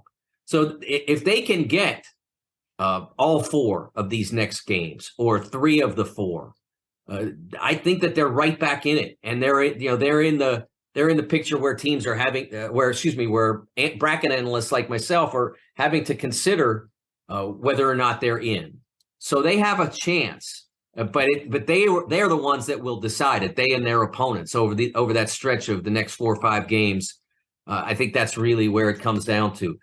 Penn State needs more high-end achievement at this point. They just don't have enough quad 1 wins. They've been a really good basketball team at times, but they need more achievement, and they missed an opportunity to keep themselves afloat, so to speak. I mean, they played at Nebraska, which is not a great team, on Sunday. That was a killer, yeah. And Nebraska played great. They certainly did, but it didn't help that they took that loss. So I still think they have the ability to make it. It's not going to be easy.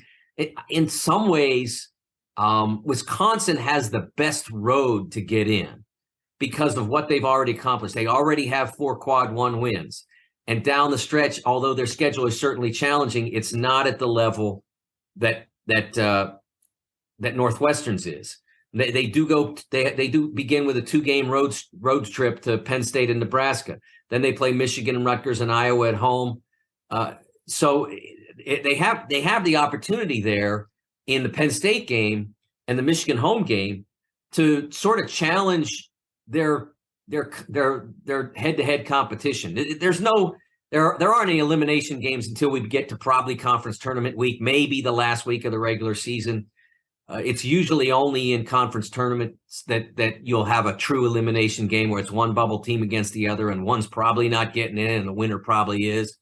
But you do get the chance to inflict a loss on somebody that's trying to get in, just like you, and also because it's a victory over a team that's probably has a pretty good resume, and they wouldn't be in the hunt. So those are important games. The Penn State and the Michigan game in particular. For the Badgers. So I think that they have in some ways the best road to get in. Whether they have the team to do that probably comes down to whether Tyler Wall will ever become the Tyler Wall that began the season. He's not been himself since he came back from his injury. He's trying and he does some good things, but the Tyler Wall that played the first 2.5 months of the season was one of the best players in the Big Ten. So now I want to go over to mid and low majors here. So that's some really good smaller teams have really good records and put themselves in the field. Two of which in particular I want to talk about is Florida Atlantic. They just lost at UAB the other night, and then Charleston, who went on a 20-game win streak, but then just dropped games against Hofstra and then here in Philadelphia against Drexel. So for those two teams in particular, they've had very good seasons record-wise. Everything looks good. They only have 2, 3, 4 losses. So I just wanted to ask you, those two teams in particular, are we at the point now, because even if they only have minimal conference losses, they look like bad losses compared to other at-large teams. Are we at the point now where, especially for Charleston losing 2 games in a row, are they at the point where it's conference tournament or bust as far as making the tournament? No, I don't think so. I do think that FAU can't lose any more regular season games, and not so much because of they're in Conference USA or whatever, but because they've already played UAB, because they've already played North Texas. Those two games, you can take a loss from Florida Atlantic's position and still be relevant. But this is what comes up for them. I mean, and I'm not even going to name them, like 152, 144, 109, 318, 174, 152, 144. That's the remainder of their regular season. You got your UAB loss. You can't lose to these guys. And Rice has had some good days. I mean, nearly beat Texas early in the year. But you can't lose to these guys and still be an at-large team from your position. I think to be an at-large, they need to win all those games. They need to win to the conference final and then lose the conference final respectably, not get blown out. And I think at that point that they probably would be in. I can't account for the committee's tastes in mid-majors, but their net ranking is really strong. They've got 5 wins in the top 2 quads, which is pretty good for a team in Conference USA. So I think they'd get in. Charleston is a little bit more problematic because their league is not as strong as Conference USA is this year. And they did take the 2 losses in a row, which didn't help. So they only have FAU only has 1 conference loss, whereas College of Charleston has 2. So that's a differentiator between the two of them as well. I think it's harder for them to get in as an at-large for that reason, but I don't think it's out of reach. Again, I think they would have to follow the same recipe. But they'd have to be probably, a little bit lucky in that there's no other teams out there that, I'm trying to think of the exact example. We know that, for instance, we know that San Diego State is getting into the tournament from the Mountain West, and we know that some combination of Boise, Nevada, and UNM are going to get in. If Utah State won the auto, that would be problematic for Charleston. That would be an example. If there was anybody but one of the in teams that won, say, the Big Ten, let's say Penn State goes out and wins the Big Ten, well, that probably squeezes a bit as well. So that's where it becomes hard for Charleston. Down the stretch, again, they don't play a difficult run. They do have a decent game against UNC Wilmington, which is net 129 and 17-6 on the year, but that's a home game, so you shouldn't drop that. And then they're 350, 289, 328, 137. Towson's not bad. They've won some games. And then Stony Brook, 325. So there's no losses in there that can be afforded. And that's the big challenge for them. Awesome. Thank you. Much appreciated, Rich. I will kick it back to you. Sure. Mike, once again, it was a pleasure having you on. Do you fill out a bracket? Do you publicize that? I am sort of have to. It's like a requirement of my employment. If it weren't, I wouldn't. Oh yeah. The one problem that I have is that speed is important to the publishing world in that regard. Right. Like, people want to know what my bracket says.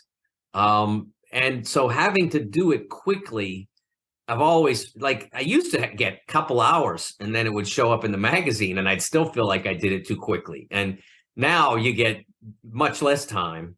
And so then when things go wrong, you say to yourself, if I had another 2 hours, I know I would have picked that game differently.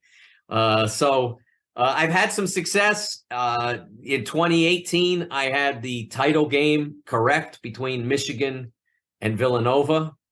So I felt good about that. I've not been on quite the same roll since, but we all have our hot streaks and cold streaks, I guess. Right. Well, once again, where can people find your bracket analysis? Is that published? Every Tuesday and Friday, usually a little afternoon, on all of the Fox college basketball socials, Instagram, Twitter, etc., at CBB on Fox, at CBB on Fox. All right. That's where you can find it. And of course, you can find it as well at TSN Mike on my Twitter. So we lost Mike there at the end. Obviously, we always love having him on the show. And so we'll have him back. I don't know if we'll have him back this year because he's probably going to get super busy. But for sure, we'll be talking to Mike next year. So before we continue, I just heard from Mojave King, and he won't be joining us this week. Instead, he's going to be coming on next week. So Mike is back. Mike, we just wanted to say goodbye. But as long as you're here, if you don't mind, Booney had a question about UAB. Jelly Bean Walker coming back.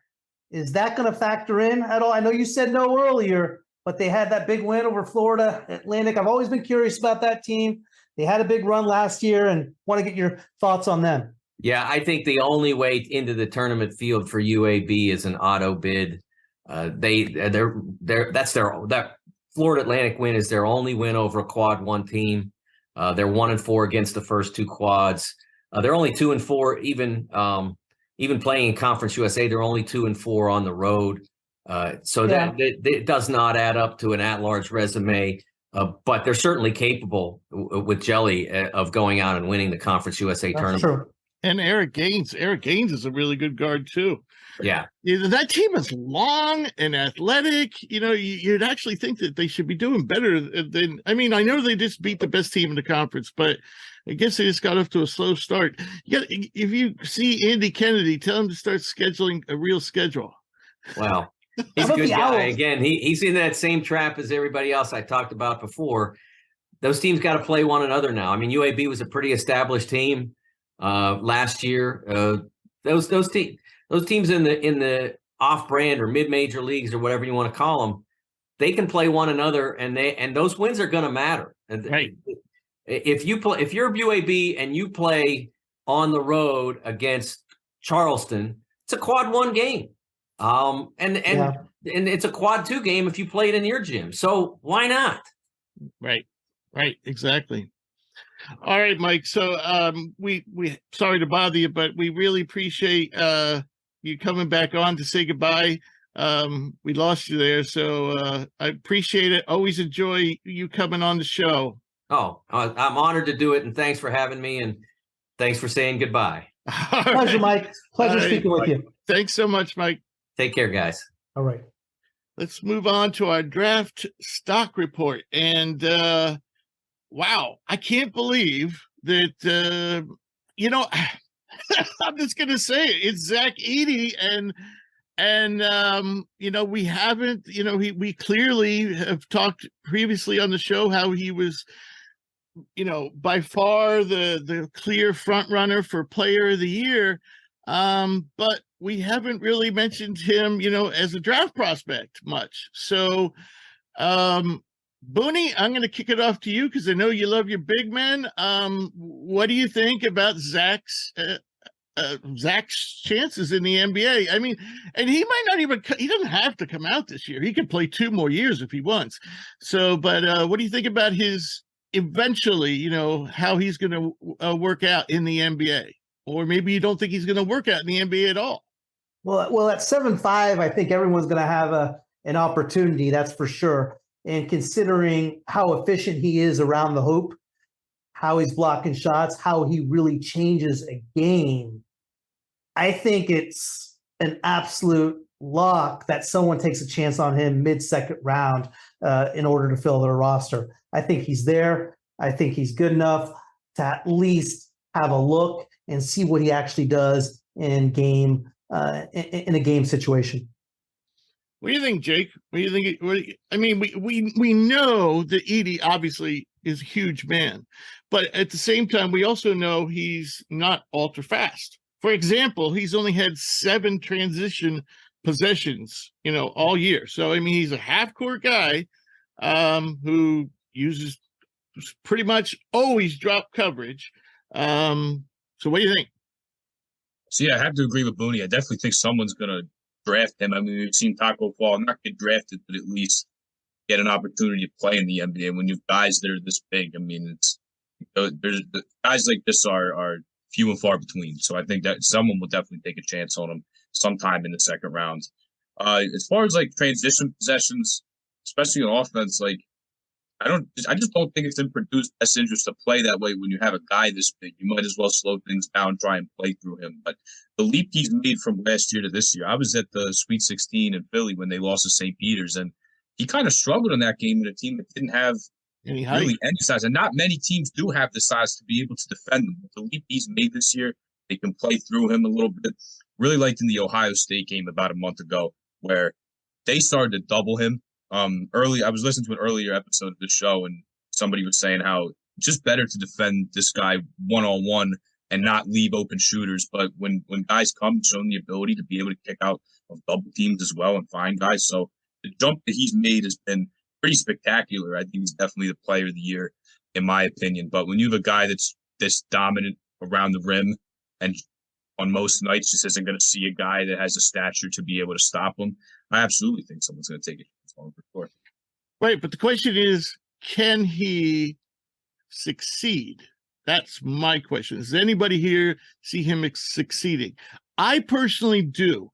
I don't think he's going to be a star. Like, he reminds me of Yao Ming, but, that was quite a while ago, and the game has changed. But I still think he's going to get regular minutes, maybe 12, 15, maybe 18 minutes a night, and I think he's going to contribute. And I really do, and I think he's going to be effective at what he does. Obviously, he's going to be more effective on the offensive end, in my mind. But you're not gonna really want to go into the lane either. I agree with you. I totally see that happening for him. 10, 12 minutes game, give some minutes. I mean, depending on the matchups as well, it can be an advantage towards the defensive or offensive side of things. I don't think it's going to be a situation where, they're going to be looking to force feed him or get him the ball on the block and in the offense. But I do see him being a contributor for sure on an NBA team. some encouraging numbers. He doesn't take many jumpers, hardly at all, but almost 70% from the foul line. In fact, this season he's 73%, but for his career he's 69.4. He's he's almost doubled his blocks from last year. Some other good numbers that I found for him was as a cutter and as a roll man, he's 98th percentile as a cutter, 100th as a roll man. So we're used to seeing him in the post, at Purdue, and we're like, well, he's not going to be able to do that in the NBA. Right. But he could be a cutter. He could be a roll man. And we don't even know if he can shoot. The thing of it is this is a guy who hasn't been playing the game very long, and he's made incremental improvements, and he's still 20 years old. So we don't know. He might develop a jump shot. So, yeah, I don't think he's ever going to be fast on his feet because he's just huge. I hope he comes back. I hope he comes back. Yeah, I do too. I hope he comes back one more season, because I actually think if he could he comes out with a jump shot next year. Now we're probably talking first round. Maybe I'm being, too glass full here, but anyway, here's an interesting stat. And I think Keegan Murray came close to this last year, but I don't think he did what Zach is doing. Zach currently leads the country in the three big metrics: per, win shares, and plus minus. He leads the country in all three categories. I don't know if anyone's ever done that before. Maybe they have. I don't know. And of course they haven't been. I don't think they've been keeping plus minus for that long, so it'd be hard to say. But yeah, that's something I should probably research. So the next guy on our list is Matthew Meyer. Has the distinction of being on our stock rising, stock falling, and now he's back on stock rising. And just that alone tells you everything you need to know about Matthew.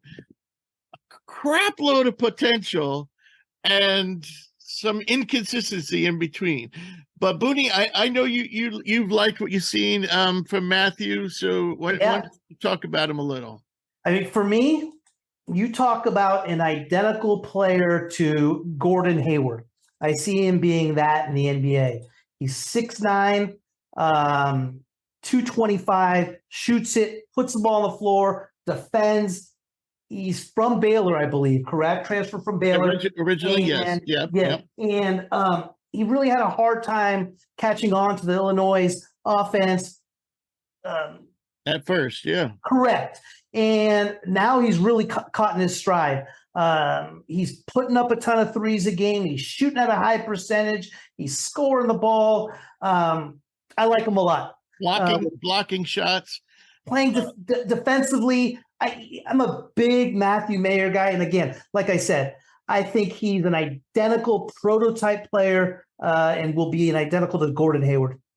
I think Hayward's probably a little better ball handler, but Meyer's probably got Hayward by about 2 or 3 inches. 2 inches, yeah. But listen to this. I mean, this is, he had a good game early on, and I was like, oh, look, Matt's going to fit in nicely, with Illinois. And then all of a sudden he went into this really long drought. And then he kind of turned it around, I believe, against Texas when they beat Texas. But lately now he's been doing it consistently. In his last 7 games, he's put up 19, 19, 26, 16, and 21. And this is all in the Big Ten. And he's been rebounding in those games, blocking shots in those games. I think, the 2 things I notice is he really needs to, cut down on his turnovers and improve as a passer. And he also has to stop getting in foul trouble. He gets in foul trouble a lot. I did a lot of talking there. Jake, do you have any thoughts on Matthew? So yeah, when Booney was talking about his measurables and everything, being a guy that's almost 6'10", can shoot the ball, I really liked him at Baylor too. He just had to play behind a lot of guys in that championship team, like having to play behind 3 really, really terrific guards. So he got caught behind a little bit, but hey, if he's going to be able to shoot the ball well, he's got good measurables. He's shown at least the willingness to defend, and then you talked about his ability to block some shots too. I mean, hey, that sounds like an NBA player to me. So he's had a little more opportunity there, but he's always been a guy that can shoot and continued to add to his game, gradually as he's progressed in his college career. So, even if it's just maybe like he's a 3-and-D that guy that can offer you some more. Yeah, sure. I think there's definitely an avenue here, but I feel like he's gotten better consistently while he's been in college, and he continues to be a bigger guy that can continue to stretch the floor. So, yeah, I feel like there's definitely a lot to like here. My final thoughts on Matthew Meyer is that I really see him being a 6th, 7th guy, offensive spark plug off the bench. That would eliminate his foul trouble. I also think the pro game suits him. He can be a guy that likes to get up and down the court. You can tell that there was a time when he was like the guy, and I just think the more offensive, fast moving, more open game is going to suit him very well. So the next guy we're going to talk about is Johni Broome, and he too, actually, I think he too may have been on rising and falling. He did have a dry spell. Now, this is a kid who's moving up from Morehead State to Auburn. Big jump. And he was one of the most productive players in the country last year. And I think the reason why I had him very high, I think I had him in our top 50 to start the season, because this was a guy that I saw a very athletic big with the potential to hit jump shots. And early on in the season, he wasn't hitting his jumpers, and he wasn't even hitting his foul shots. And so I decided at that point, you know what? Johni is not ready. He could come out, but he's not really ready to produce at the NBA level. And I still think that. But the bottom line is he has been very productive otherwise. And I thought it was worth mentioning how productive he's been. So before I let you guys comment, I just want to talk about, first of all, if you just look at his last 5 games, he scored 27, 16, 15, 19, and 11. In those same games, he brought down 9, 18, 7, 7, and 11 boards. And he's a great shot blocker as well. So in those same games, 3 blocks, 1, 7, and 2. So he's not Walker Kessler, but he's a pretty damn good replacement. And on the season, he's scoring 13.5 points a game, bringing down 9 boards a game, and blocking 2.6 blocks per game. Shooting is an issue. Outside shooting and foul shooting. For his career, he's 61%. That has to come up. But what I like about him, for example, the fact that he is a good roll man, is a good, he moves well, and he's 99th percentile in transition. I mean, that's the type of big NBA wants to see. Somebody who can run the floor, somebody who can roll, and somebody can block shots. So anybody have any other thoughts? I know I talked a lot about Johni. Johni Broome is exposed a little bit on Auburn's team on the offensive end. And what I mean by that is Auburn is a team that badly needs offense. Yes. And Johni Broome is not the guy. Right. 2 things have surprised me about Johni Broome as I've watched him this year. I thought he'd be better offensively. I didn't expect him to be this good defensively. Mm-hmm. He is long. He is athletic. He can guard the perimeter. Mm-hmm. He is a traditional shot blocker. He is unreal defensively.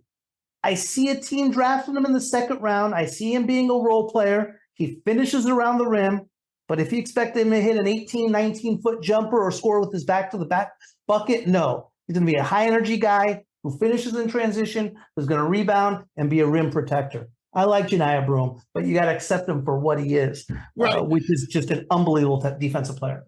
But again, we're talking about somebody who's 20 years old, and he does show flashes. Like he likes to shoot fadeaways in the post, which is one of the reasons why. If you look at his analytics, he's not very good in pick and roll, and he's not very good in the post. But what that doesn't show is he often tries to pick and pop instead of roll, and also in the post he likes to try these fadeaway, jumpers, a la Akeem Olajuwon or something like that. His form doesn't look bad to me. It's just they're not going down. But the guy's still only 20 years old. So yeah. I'm holding out hope. He stays another year, works on that shot. He's already made a big adjustment going from Moorhead to Auburn. Now maybe another year at Auburn, and he brings it all together. Any thoughts, Jake? But yeah, to echo what you guys said, I mean, this guy really, it's almost been like a seamless transition going from Moorhead State to the SEC. And he was a load even last year playing there. I remember watching the OVC championship game. And I mean, he single-handedly, I think he might have had like 30 and 15 that game. They almost beat Murray State, had under the first conference loss, ended up stealing a bid from him. Terrific there. But yeah, offensively, I guess it's kind of shady right now as far as a draft projection because obviously he is so good defensively, but if he's not going to be able to shoot, he doesn't shoot well from the free throw line. That's potentially an indicator that, hey, maybe it's just not there. I do agree with you. I think he definitely should stay another year and continue to prove that he can play in the SEC. And he certainly has a lot more to work on the offensive end as far as stepping out and expanding his range. Right. Okay. So the next guy on our list is kind of he's kind of like an under the radar guy, and that's Jordan Miller of Miami of Florida. He's a 5th-year guy, so this is it for him. And he's a transfer from George Mason. And if you look at Jordan's numbers, they're not eye-popping, but this is a guy who just kind of does everything well. He's a winner, and to me, he's kind of like the one consistent. I mean, he's like, I don't know. I think he's what pushes Miami over the edge to make them an elite team. But, lately he's actually been producing really good numbers. And we're talking about a guy who does it in many different categories. So we're rebounding, assists, steals. But lately, I mean, he's just been filling it up. Last 6 games, last night he had 16 against Duke, 12 against Clemson, 14 against Virginia Tech, 18 against Pittsburgh, 12 against Florida State, 19 against Duke. So he loves to play against Duke. So, he's not an elite athlete, but I just really like Jordan. And Drew and I were talking, a month ago or more. And, we're thinking out loud, is he the best pro prospect on this team? I know Isaiah Wong is the one who pops, but, Miller has that ideal size, that 6'7" size. He does a little bit of everything. He could guard multiple positions, where Wong is more your traditional combo guard or a score first point guard, if you will. And, we've seen a lot of guys be really productive in college as a scorer, and then when they get to the pro, we never hear from them again. So you guys have any thoughts? Because we've never talked, us as a group have never talked about Jordan Miller before. Miller kind of flies under the radar on that team with Wong and Pack and Omie and Norchad Omir. Yeah, Omir. Excuse me. I'm sorry. Okay. And I agree with you in the sense of like, in order for Miami to really make a run, he needs to play at an extremely high level. He has great size to him. He has been shooting well as of late. On the year, he's a little down, I believe, right around 36, 35%. He's getting good looks for the most part. I don't know what to make of him. I agree with what you're saying. With him possibly being the best prospect, He does a little bit of everything. He's 23 years old. What kind of NBA player is he going to be? I don't know. His shooting is definitely going to need to get better in order for him to find a spot. I'm not sure on Jordan Miller. Verdict's still out. Yeah, no, I agree. I'm not sold on him either. I just feel like he's a really good college player with not any obvious weaknesses. Another thing I didn't mention is he's an excellent passer. He only averages like 2.5 assists per game, but that's because he doesn't have the ball that much. But he makes some terrific passes. I actually think he's the best passer on that team. So what do you think, Jake? So yeah, I want to piggyback off what Booney said. Like, he's not really sure what to make of him, and I think that's definitely a fair point. Sure, he does a lot of things well, but is there one bankable thing that we know he's going to do at the next level? For all we know, he could just be a great college player and a really good glue guy on a good team, and they are going to need him, and he gets overshadowed by their other three guys in Pack and Wong and then Omir as well.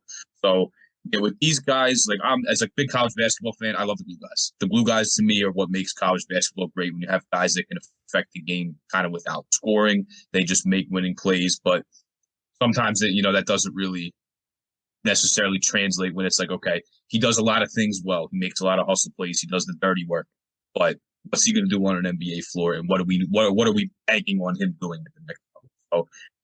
So they're probably going to make another tournament run. So we'll see him against some really good competition as well, and maybe that becomes a little bit more clear. But for now, I'm going to agree with Booney here. He's a great glue guy, and they're going to need another guy to emerge outside their top three. But for right now, for me, I'm not really sure kind of what to make of Jordan Miller at the moment as far as the draft prospects. That's very fair. Very fair. I would say that what Jordan Miller has accomplished this year, he started to actually do this last year in the tournament, in the NCAA tournament last year. But I think now he's gotten himself, for example, an invite to Portsmouth, and maybe the G League elite camp. So I think people have noticed him, and he's definitely gonna get a chance. Whether I think the two make or break things is Booney said his shooting. Yes. Yeah. I think, he'd be a lot better shape if he was shooting 40% from three. And the other is that his athleticism, because he looks like a decent athlete or a good athlete, but his athleticism doesn't pop. So yeah, those might be the two things to hold him back. All right. Speaking of pop, let's talk about somebody from your alma mater, and that's Khalif Battle, the shooting guard from Temple. Jake, I'm going to let you lead off on this because Khalif Battle, he is fun to watch for starters. And I think over the last 3 games, including Sunday's matchup with Houston, he's put up 24 or more in 3 straight games.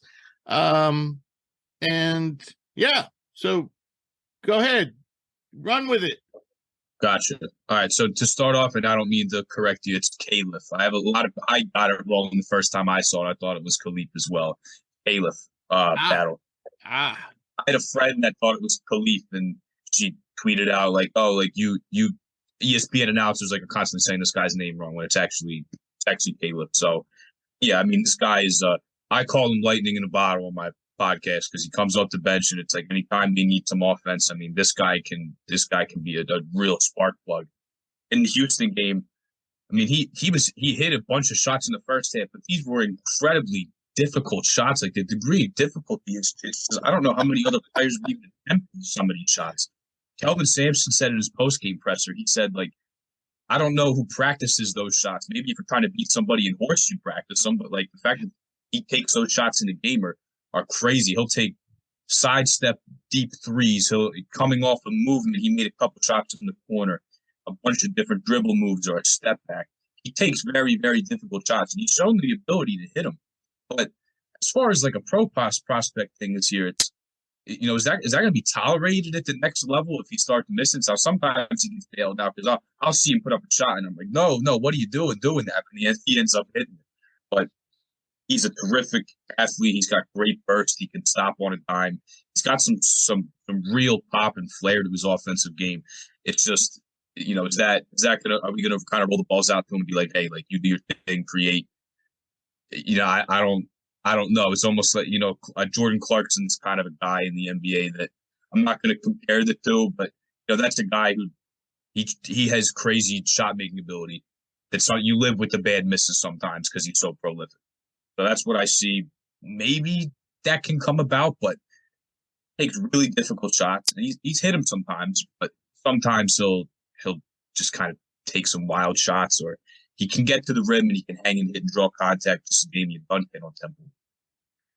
Can kind of get lost in the trees sometimes and try and finish tough shots.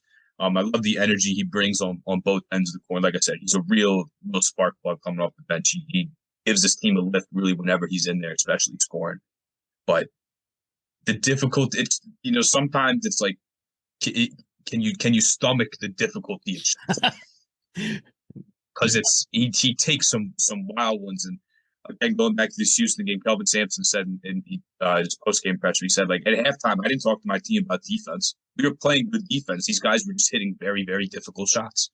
And in the second half, they were able to stop him, and he wasn't able to get open looks. And sometimes he can force the issue sometimes. So right, it's for me, the big thing is, yeah, he can make tough shots. But can you stomach the bad ones if he's going to be a volume shooter like he is? And for me, I think he's got another year or two. He could come back, whether it's at Temple or another school. So I don't see him coming out now. But that's the whole thing. It's like, are we going to live with some of the bad misses, if he's that prolific of a scorer? Right. Yeah, I definitely, he shouldn't come out. I think it's kind of crazy to think that, Booney, oh, by the way, one thing I didn't mention, he's Tyus Battle's younger brother who played at Syracuse, if you remember Tyus. Booney, what do you think of I like Battle. Caleb. I agree with Jake. I mean, his shot selection is definitely in question, but I think he's a great shooter in the sense of, he's shooting 88% from the line. When he's left open, it's good. He kind of has to take volume shots on that Temple team, I feel. Mm-hmm. I feel there's not a whole lot there. He gives them the best opportunity to win.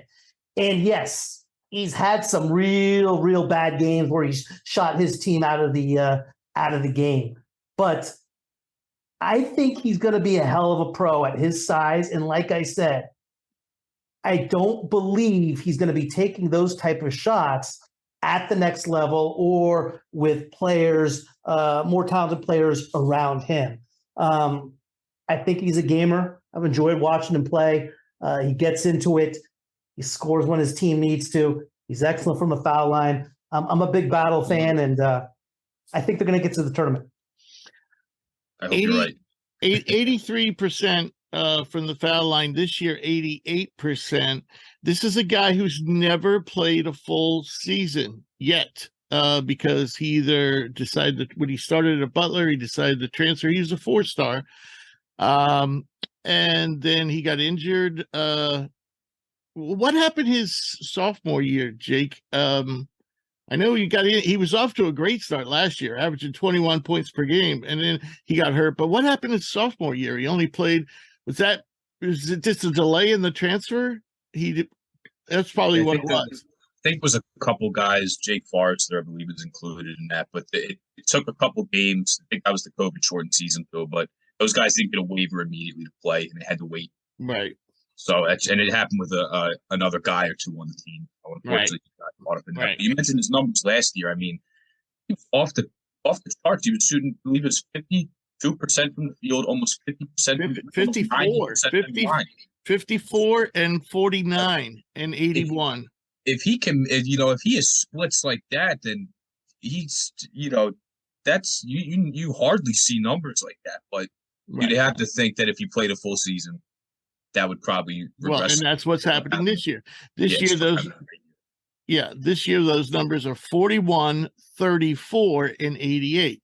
Mm-hmm. So he clearly can make difficult shots, but he takes way too many, and he can be a very creative and make some excellent passes, but he turns the ball over more than he assists. Mm-hmm. I think if he will probably test the waters this year, and I think what they're going to tell him is you got to be more efficient. You got to make the players around you better as well. That's what they're going to tell him. Yeah, 100%. If I can just say one more thing, I definitely want to speak to what Booney said about the type of team he's on as well.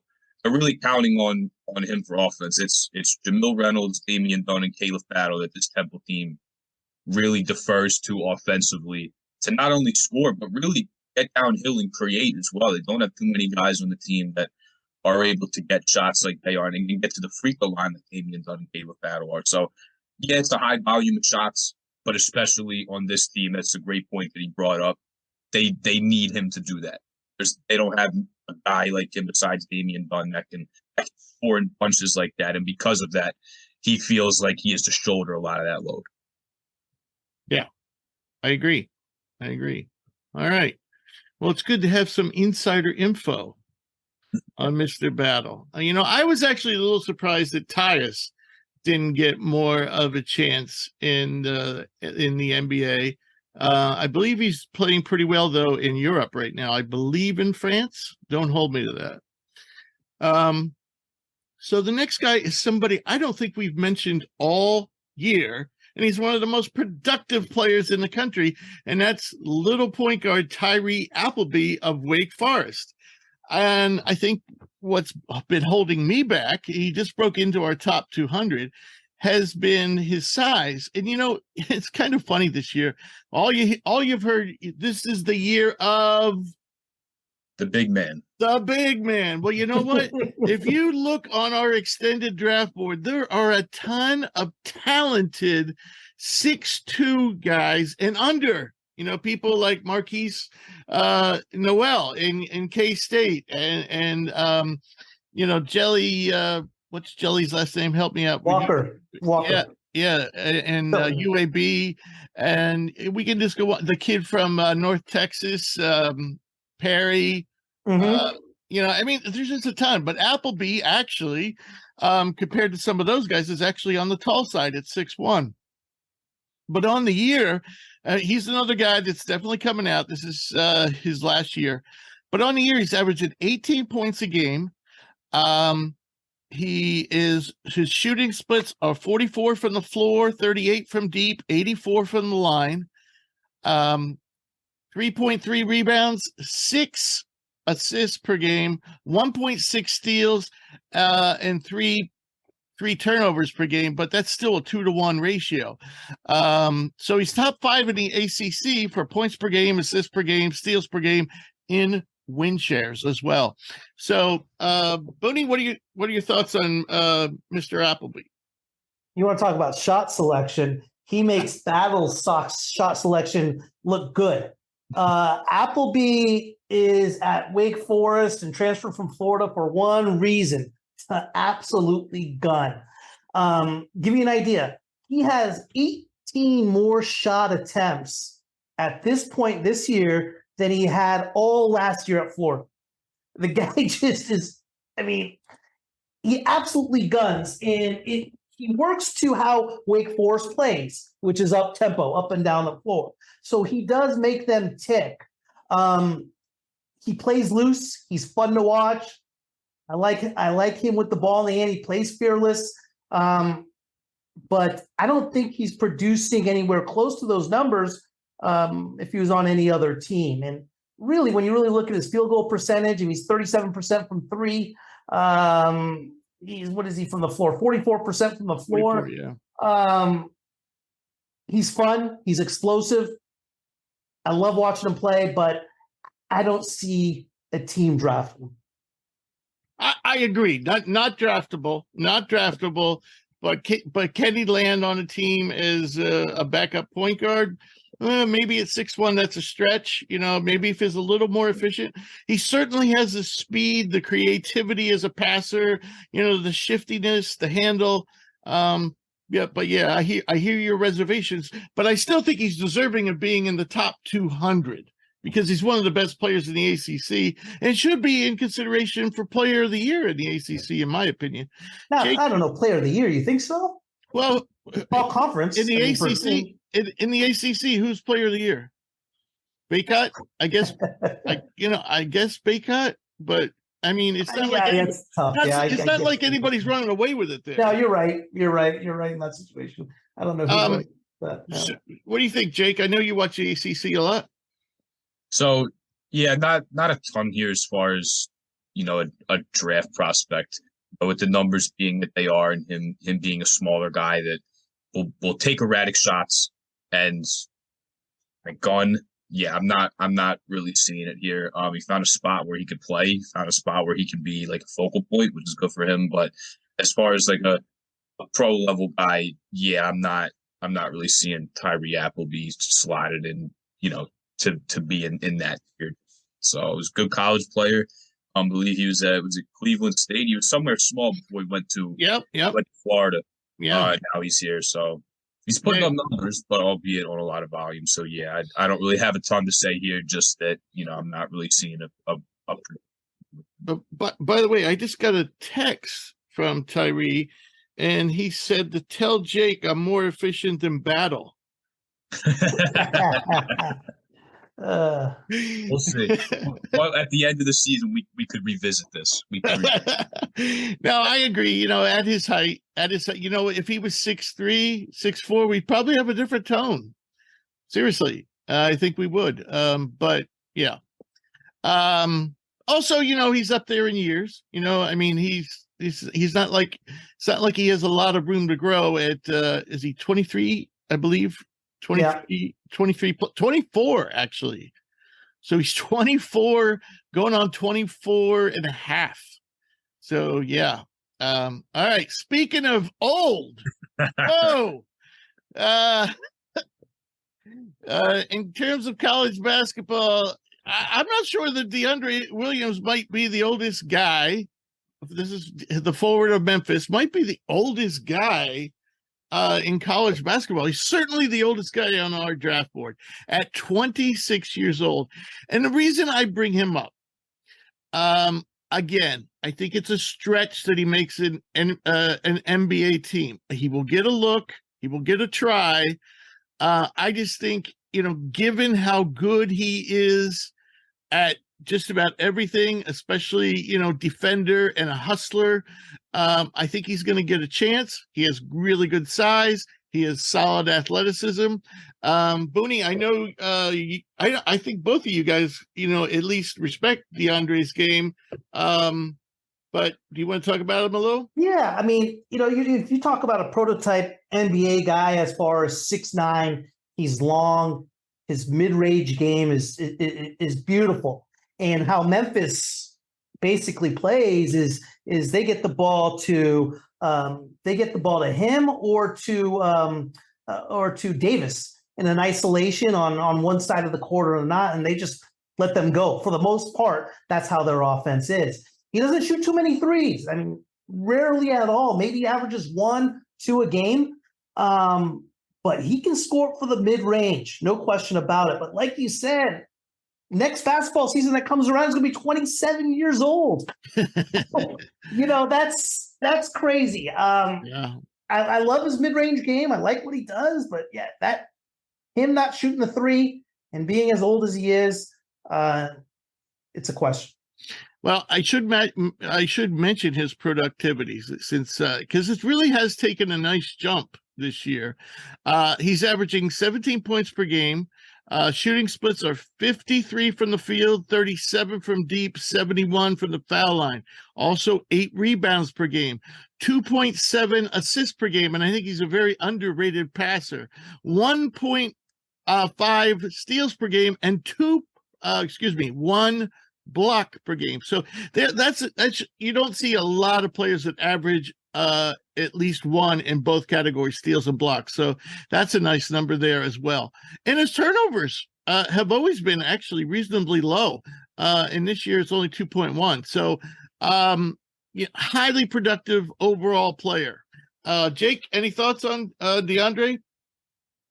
So yeah, I mean he's definitely a stat sheet stuffer, and then like Booney said, this isn't a Memphis team that's got a ton of scorers really outside of him and Kendrick Davis. That's what it is. They get the ball to them, which I believe Kendrick Davis is 23 or 24 as well. He's I believe a fifth year going into his last season, so he's living every guy's dream. I wish I could be in college till I was 26 and I still had 4 years ahead. But he puts up a ton of numbers on a team that needs it. You know, he affects the game in a lot of different areas. But yeah, for me, that's kind of the nail in the coffin.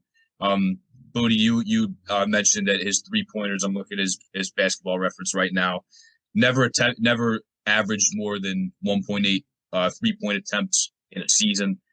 Volume's not there. The percentages isn't there. In addition to a guy that is going to be 27, like you said, next basketball season. So also have to wonder, you know, how much more room for growth do we have with this guy? Or is this, we don't.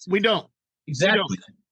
You don't know. It doesn't seem like there's a lot there, and you can't use that fancy potential word with this guy because he's so old. So, yeah, he's a great college player, but as far as a pro outlook, it's, you know, the age, the suggestion that he hasn't been able to shoot threes or even get to an NBA, a competent NBA level. That's what does it in for me, unfortunately. All right. So the last guy on Stock Rising, and I must admit, this tough crowd today, tough crowd. The only player anyone really, we all seem to like is Matthew Meyer, and everybody else is like, well, I guess we both like Broome and Edey, but pretty much lukewarm on everybody but Meyer at best. So we're going to throw out a guy from Penn State, and that's Seth Lundy, 3-and-D guy, who's been very hot of late. Last 5 games, he's scored 16 against Nebraska, 12 against Rutgers, 22 against Michigan, 18 against Purdue, 24 against Nebraska. In those same games, he's been rebounding at a good clip. In all those games, he's had at least 5 rebounds with one exception. And on the season, Seth is, bear with me a sec, Seth is shooting, I believe, 45% from deep, 49% from the field, and 81% from the foul line. Excellent shooting splits, averaging 15 points a game with six rebounds per game. So I think the most impressive thing about Seth is he is the 98th percentile on jumpers overall, 94th off the dribble, and 99th from mid-range. So you have a guy that's not just a, catch and shoot guy. He can shoot those jumpers from different ranges and on the move. So you guys have any thoughts on Penn State's Seth Lundy? Rich, a player I'm definitely not lukewarm on is Seth Lundy. I am boiling hot over this kid. Wow. 6'6". He is a cross between a Seth Curry and a Kyle Korver. If you look at the shots he takes for Penn, they're extremely difficult. His release is one of the fastest releases in the country. He can absolutely shoot it. I am a huge Seth Lundy fan and think he will be a 10-year, 12-year vet in the NBA, just like a Kyle Korver, just like a Seth Curry. Love the way he plays, love the way he shoots it. Boiling hot over this kid. Wow, we got a winner. I will say that Seth, unlike the 2 players you mentioned, is quite the physical specimen. He's built very similar to, say, like a Kenyatte Johnson of Kansas State. He's 6'6", about 220. So, yeah. Any thoughts, Jake? No, I don't know if I'm as hot as Booney here, but yeah, we look at Seth Lundy. Rich, from our neck of the woods, went to Roman Catholic in the city of Philadelphia, then went up to Penn State, where I believe this is his fifth year. He's using his COVID eligibility for this year to play a fifth. But regardless, I mean, shoots the lights out, rebounds well. I'm not saying this is a comparison, but I remember when I first started kind of helping out, doing my freelance scouting internship with the guys at DPA Hoops. One of my first assignments was Quentin Grimes, and I missed on him. I overthunk him. I was like, he should be more of a ball handler, maybe more of a point guard. Listen, that guy plays defense. He hits threes at a high level. He rebounds and he competes. And he's got a role in the NBA to damn good one at that. So he certainly has the three-point shooting. He'll stick his nose in there and rebounding. If he can play defense, play better in the pick and roll, fight over screens a little harder, maybe you have something here for sure. But his three-point percentage, like Booty said, his degree of difficulty, a lightning quick trigger that, you give him a glimmer of daylight, he's going to hit it. Yeah, you might have some here because there's not many guys in college basketball that shoot the three and can do it with the difficulty and the accuracy that Seth Lundy can. So, yeah, I feel like you might have something here. Defense, I'm sure that a lot of people would say that could be an area to get better at. That's almost everybody. But, yeah, you might have something here. I like him as well. Bucket from three. He's definitely got shooting ability to play at the next level. But, yeah, I think you definitely do have something here. Yeah, Seth is actually in his fourth year. So if he wanted to, he could play one more year. Okay.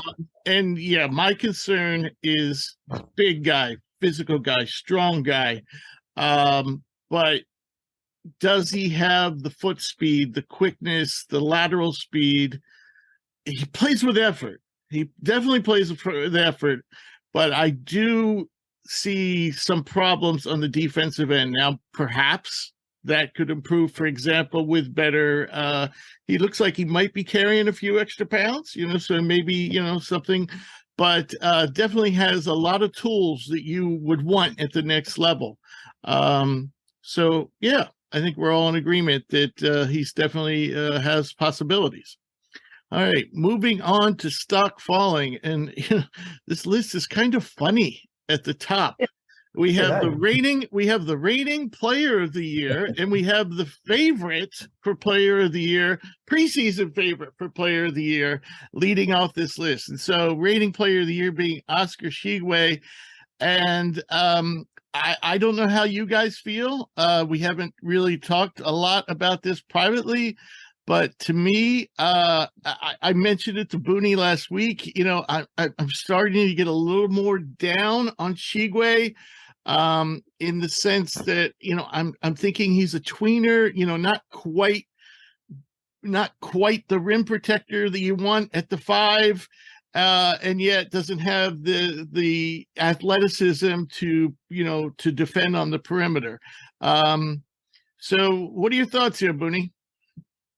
Yeah, I mean, I like the Tshiebwe type player, where you force feed him in the post and he's strong, he's physical. He got exposed a little bit on Saturday. Old Mr. Castleton from Florida had just a awful game. But he's still rebounding at a high click. And I like Tshiebwe. I don't think he just exactly what you said, Rich, with regard to being able to defend, being that rim protector. I don't know if he's going to get a spot in the NBA. I think he's going to get a look. He's going to sign a few contracts, 10-day, maybe a year. He's going to get his opportunity. I just don't think he has the game to last. Jake?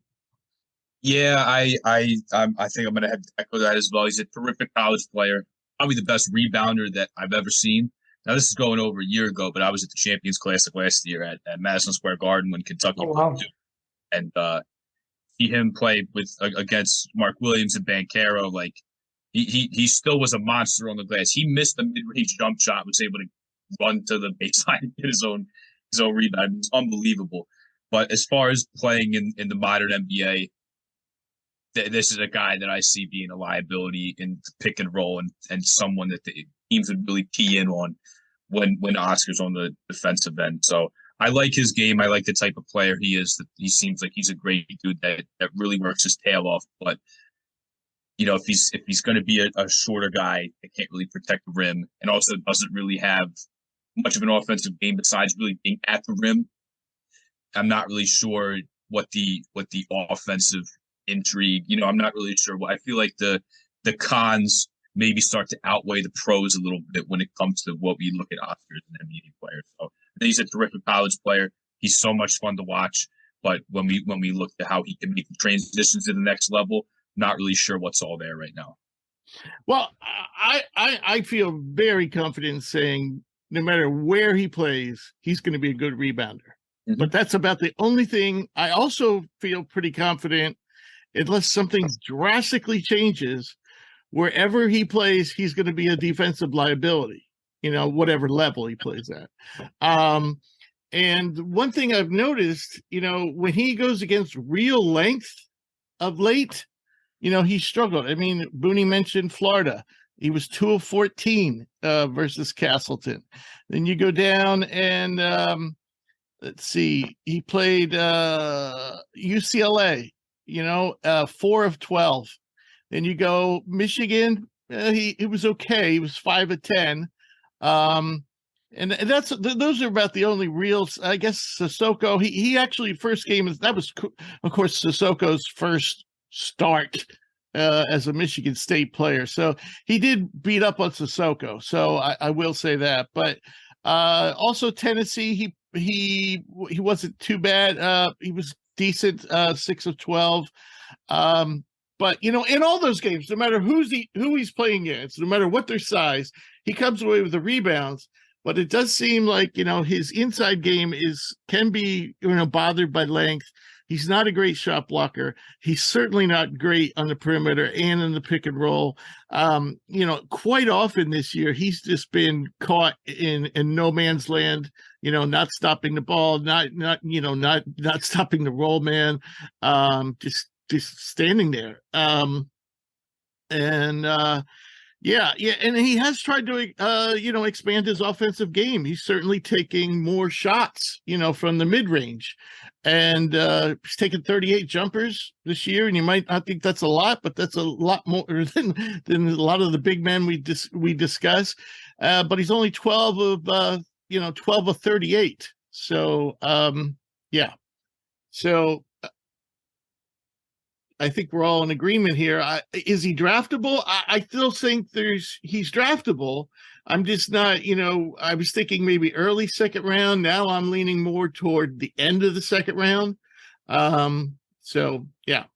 So the next guy on our list is Drew Timme. In our preseason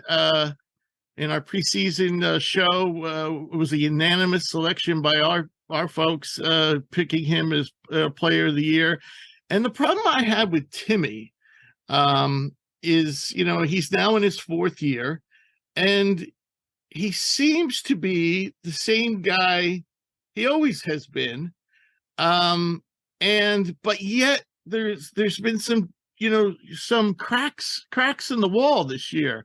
If you know what I mean. He's had some games that, against some pretty poor teams that haven't been spectacular. And if you look at his numbers, there really hasn't been any progress over last year. And for whatever reason, his foul shooting is regressing. So he's down to 60% this year, 65% for his career. Booney, I know you see Drew Timme a lot out your way. We just saw, him come up short. I mean, pretty much night in, night out, he's putting up good numbers, but that's not so much the question here. The question is he going to be a good NBA player? And again, I have been thinking, early second round, and now I'm wondering if he's even going to be drafted. That's a great question. You're right. I have seen Timme a lot. I'm still sticking with it. I still have Gonzaga winning the national championship. And a lot of that has to do with their play in December. In December, I was just looking up his stats. Drew Timme was 75 of 107 from the field against games against Alabama, Kent State, against some good teams. Mm-hmm. He has shown to be dominant, and he just has not been it in conference play. Now, does a lot of that have to do with the way his team's playing? Because in general, Gonzaga has not been playing well as a whole. When you look at their whole roster and how they're playing is completely out of how Drew Timme wants to play. I mean, they are getting up and down like Albie and Justin Love. Excuse me, Caleb Love is your backcourt. I mean, they are completely not even paying attention to Timme. I mean, I think since the beginning of the year, he's had 3 games where he's attempted 10 or more field goals. For a player his caliber, no. Yes, I do think he can be a pro in the NBA. I think he can be a very good one. I think he can hit that mid-range jumper and has a good enough back to the basket game where he can score. So I see him being a pro. I see them having a big tournament, and I see him being drafted early second round, late first round. One thing I will say is Timme has proven no matter, who he's playing against, pretty much, even Zach Edey, that he can score pretty much against anybody. But the question of it is all his shots, come right around the rim. He's shown very little aptitude as a jump shooter, and he's certainly shown less aptitude, or at least, maybe not less. But he hasn't shown a great aptitude for defense because he just doesn't have the athleticism. So, a guy who only scores around the basket, yeah, he can score regularly around the basket, but you got to feel like, that NBA centers are going to be able to. I know he's rarely is ever stopped, but I just don't know if that's enough. What do you think, Jake? I think that 18-foot jump shot for him, he has good rotation. He has a good-looking shot. I think that's going to develop. I think that's going to come around. I mean, obviously that's speculation. We haven't seen anything on the contrary or to prove that either way right now. So, well, 5 of 30 on jump shots this year. 5 of 30. That's yeah. No, I hear you. I hear you. Yeah, so I hear both sides. Like I don't think he has a bad jumper by any means. Now it's not falling, but I don't think it's something that needs like a ton of work. Now he's a guy that has a slower release, but again, I don't think it's a bad shot that you look at like his form and everything and think of that as it's like a big problem. But yeah, Rich, to what you were saying, he's really just a back to the basket guy. Now, saying that, he is a damn good one, and I would even make the argument he's one of the best that we've seen in college basketball in quite some time, and it's been one of the best. I mean, drop steps, ball fakes. He's terrific around the basket, and like you said, he's shown that he can score over just about anybody. The problem is, with that being said, you look at a couple of games last year, the one that sticks out to me is when they played Duke in Las Vegas and you have to go up against Mark Williams and you have to go up against some size and length and some athleticism that he doesn't necessarily possess. And that can be a problem for him sometimes. But that's what he's going to be playing against in the league. Defensively, yeah, not much of a shot blocker, not really like the defensive center that you're looking for at the pro level. So I think that hurts him. But the thing is, like, he's a terrific college player. He is an unbelievable post player. It's like to me, he's like an old school. Yeah, Kevin McHale, little Kevin McHale, maybe, Rich, huh? Yeah, but Kevin McHale was a pretty damn good shot blocker. But otherwise, yeah. He definitely had that type of footwork and spin moves. He's probably a better ball handler than Kevin McHale ever was. But yeah, I can see that. But as far as like draft goes, I think maybe end of second round, and he still has another year left. Right. Like now that Rich, I was talking to you last night. I said, hey, with NIL and everything, now that he can make money off that mustache, make money off you. Does he still have another year left? Yes. Yeah. I feel like he's been at Gonzaga for like a decade. Yeah, right. He's got. Well, that's because he's been pretty good from the start. That's why. Yeah. So make money off your mustache, make money off what you're doing, continue to just put up numbers and dominate the college game. But I think if there's a position for him, I think him and Oscar actually are pretty similarly tiered almost, in which I think if they get drafted, it'll probably be with that last 5 to 10 picks in the. Yeah, I have Timme I have Timme a little bit behind because at least I know Oscar can do one thing. And I guess I know Timme can score in the post, but I just don't know if that's going to be something teams want. Do they want somebody in there all the time? Here's the thing. If Timme could develop a jump shot, he could be a situational offensive, boost guy, kind of like Kelly Olynyk kind of was in the beginning of his career. I think Kelly Olynyk has probably improved defensively as time has gone on. And Kelly Olynyk's always been a better shot. Yeah. Well, better shot blocker too. But yeah, I mean, I definitely could see him being, kind of like a 6th, 7th, 8th guy off the bench if he could shoot. I mean, he would be pretty damn tough to stop, if he could shoot. But right now, where he's going to shoot. And if you don't fall for all those fakes or whatever, or if you're somebody, like my God, Robert, Celtic center. Robert Parrish? No. Robert Williams. Yeah, Robert Williams. Sorry. Maybe somebody like, I mean, I can just see Robert Williams, just kind of like just sending the ball back in his face constantly, so I just think he needs a little more variation to his game, especially since, for a big guy, for a guy 6'11", he can put the ball on the floor, but all right. So now something Booney mentioned was, about the way Gonzaga's playing. And I think, one of the things that may have contributed to Timme not being consistently stellar this year might be his point guard, Nolan Hickman, who sometimes just seems to be totally like blind and not see when an opportunity to get Timme the ball in a timely fashion and miss opportunity after opportunity to feed him the ball.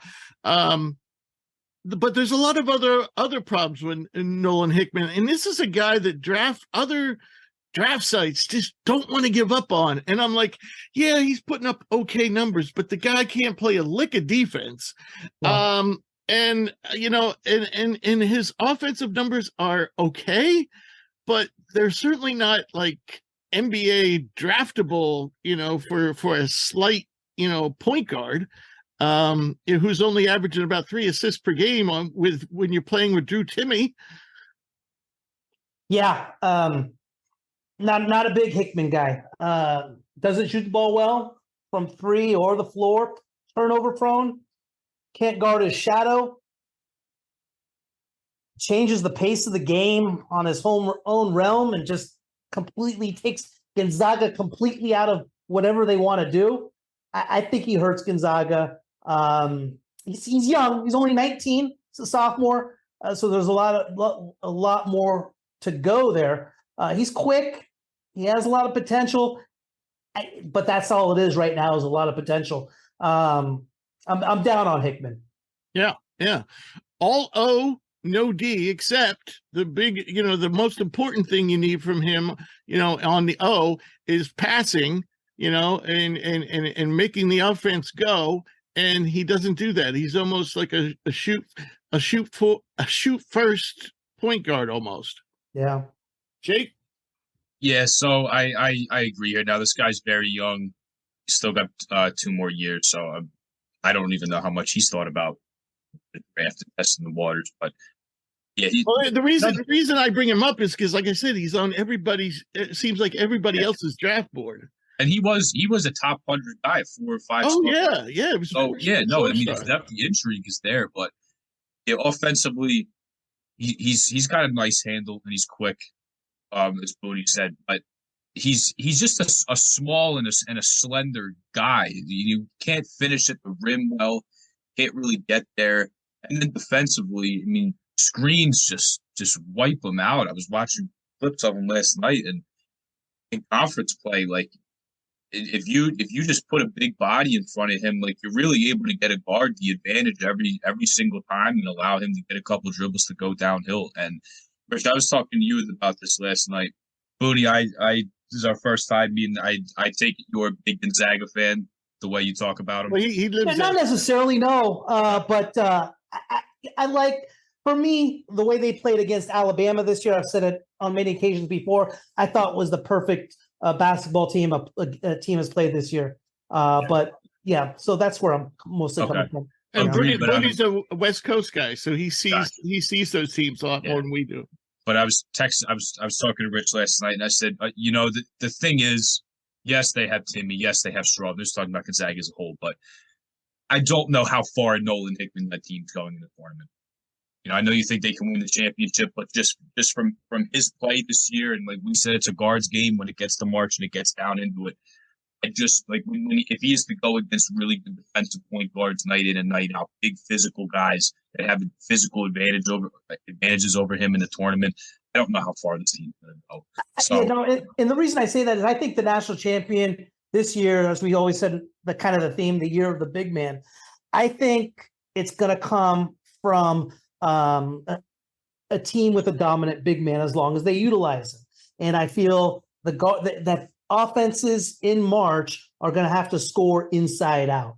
Mm-hmm. And Gonzaga, to me, is the best team when they are using that particular philosophy and not taking out of the role. And believe it or not, I think one of the other better teams to do that, which isn't even close, is Carolina. So, agreed. But yeah, just an overarching thing there.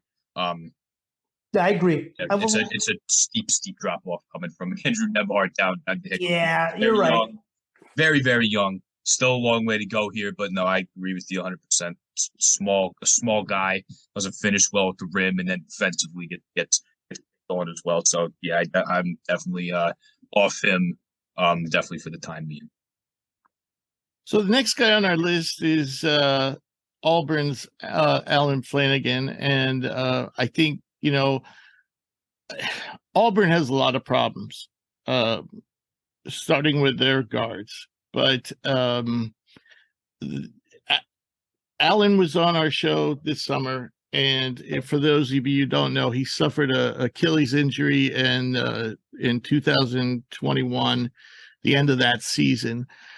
He came back sooner than expected last year, but he just wasn't the same player, and his numbers were dismal. So there was hope that, this year, after, almost 2 years, that he would be back up to speed. And you could make the argument that his numbers are very, very close, but yet just slightly below where he was as a sophomore in 2020-21. At that point in time, 2 years ago, he was considered an early second-round pick, maybe even a late first-round pick. The youth, the potential, the athleticism, the length. The problem is, 2 years later, and we're basically at that same point, but he's no longer a sophomore. He's now 21, going soon to be 22.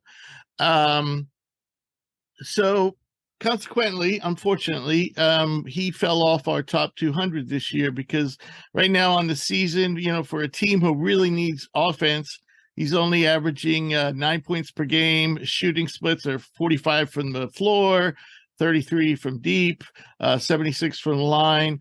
He's bringing in about 5 rebounds per game. And, that's about it. So, yeah. I'm sad to say, but it seems like, the injury really hurt him. I don't know. He's kind of a young senior at 21, and he could play another year. So I would suspect that that's going to happen. But right now, I'm just not seeing a lot of light at the end of the tunnel for Allen. Yeah. Flanagan's one of those guys that I think when I watch college hoops, when I watch Auburn play, I root for harder than mostly anybody else right now, for a couple reasons. As you mentioned earlier, Rich, Auburn desperately needs him. They need him to be a scorer. And for me, he has the potential to be a 17, 18 points per game type of guy. He passes the eye test. He's 6'6", long strides, lefty, can score on all 3 levels. But for whatever reason, he's just lacking that explosiveness and that just willingness just to really, really get involved and turn the corner. and it may be due to that injury. I like Flanagan. I like the potential he has, and I want him to be good because when he does it, it's pretty to watch. But yeah, unfortunately, he's just not there right now.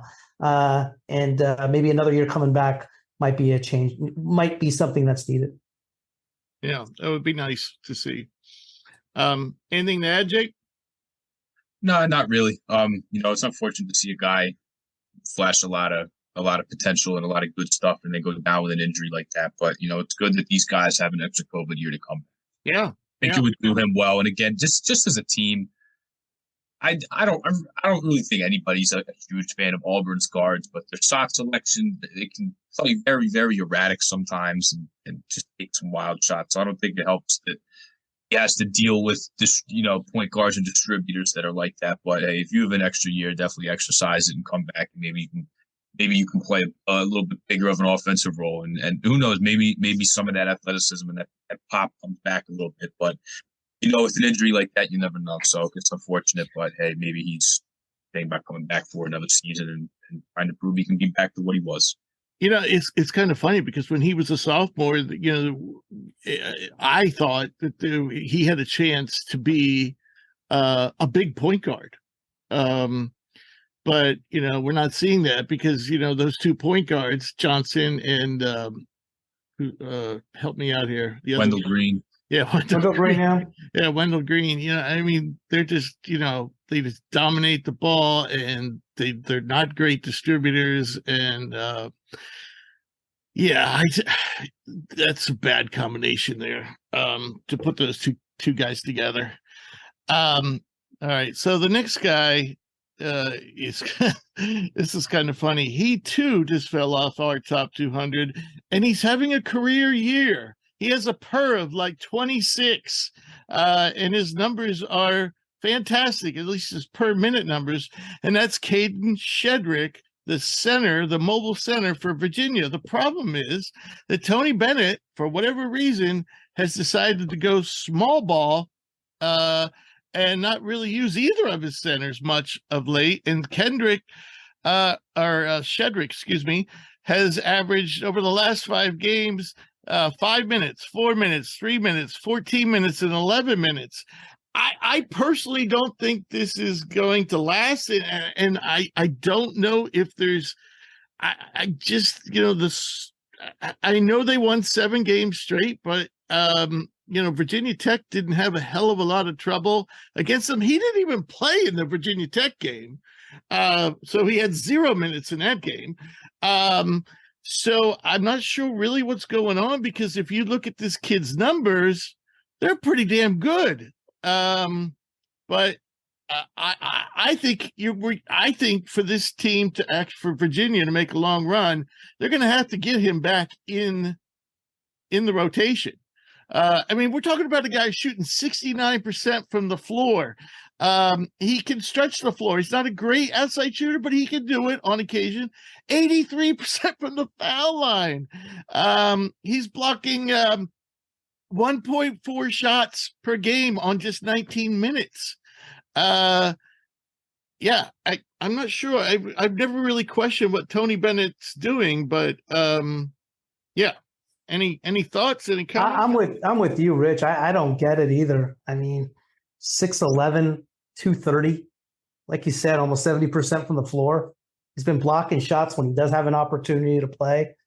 I don't get it either. I agree with everything you said. I think they're going to need him to make a run in the tournament. I don't get him not playing either of their bigs either, but they have been winning. But yeah. Here's the funny thing. Everybody says, "Oh, Virginia's defense. Virginia's defense isn't that great this year." No.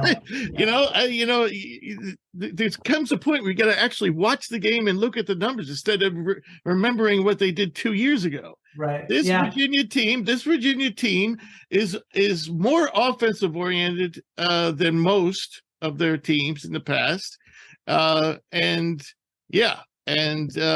there's going to come a time when they play people like Baycott and and other teams with size like Duke and even NC State. You're going to need a big guy in the post. But for the record, he's a junior.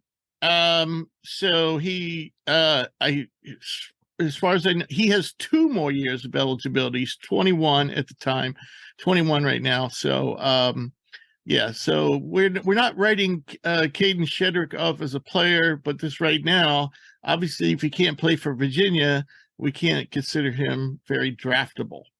So now we'll move on to the fun part of the show, and that's our game predictions. And Booney had a great week last weekend. Yeah, way to put that in. Nice work.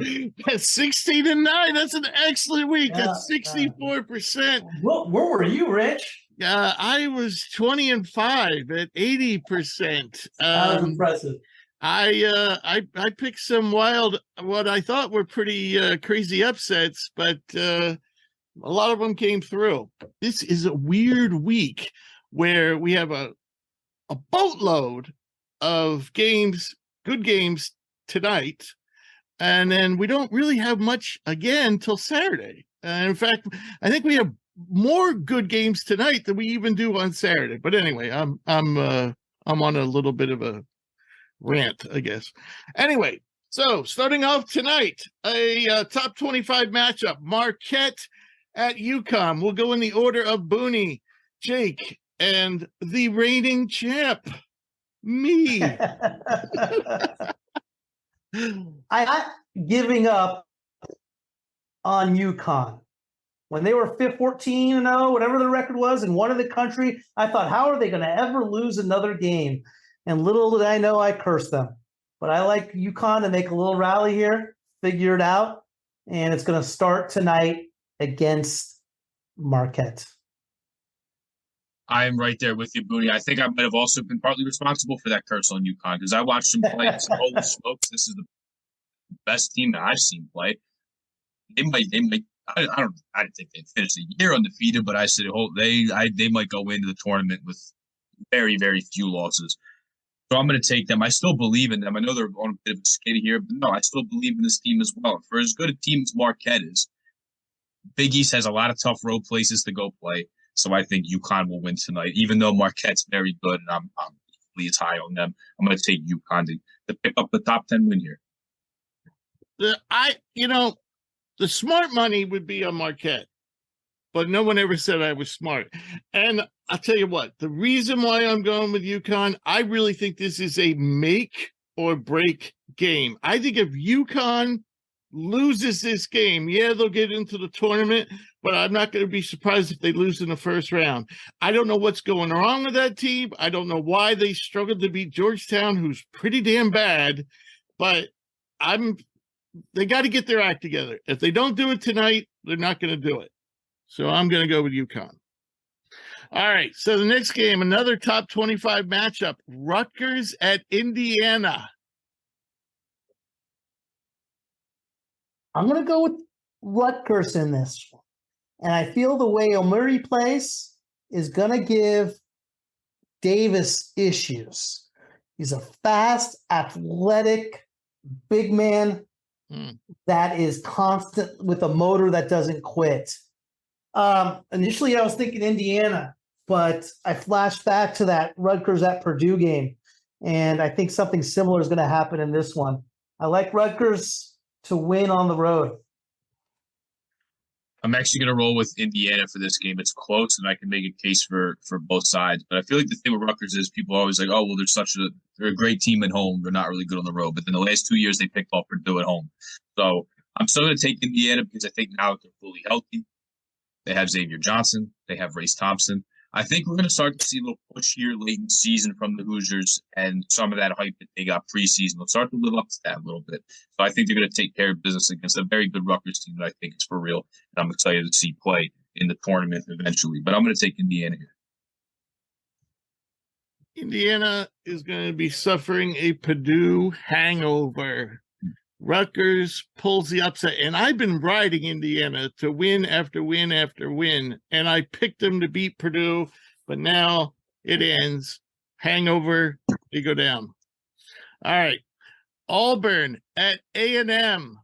A&M is still one of the hotter teams in the country. I don't get it. I mean, every single bracket you look at, it's like, hey, they have work to do. They have work to do. They have work to do.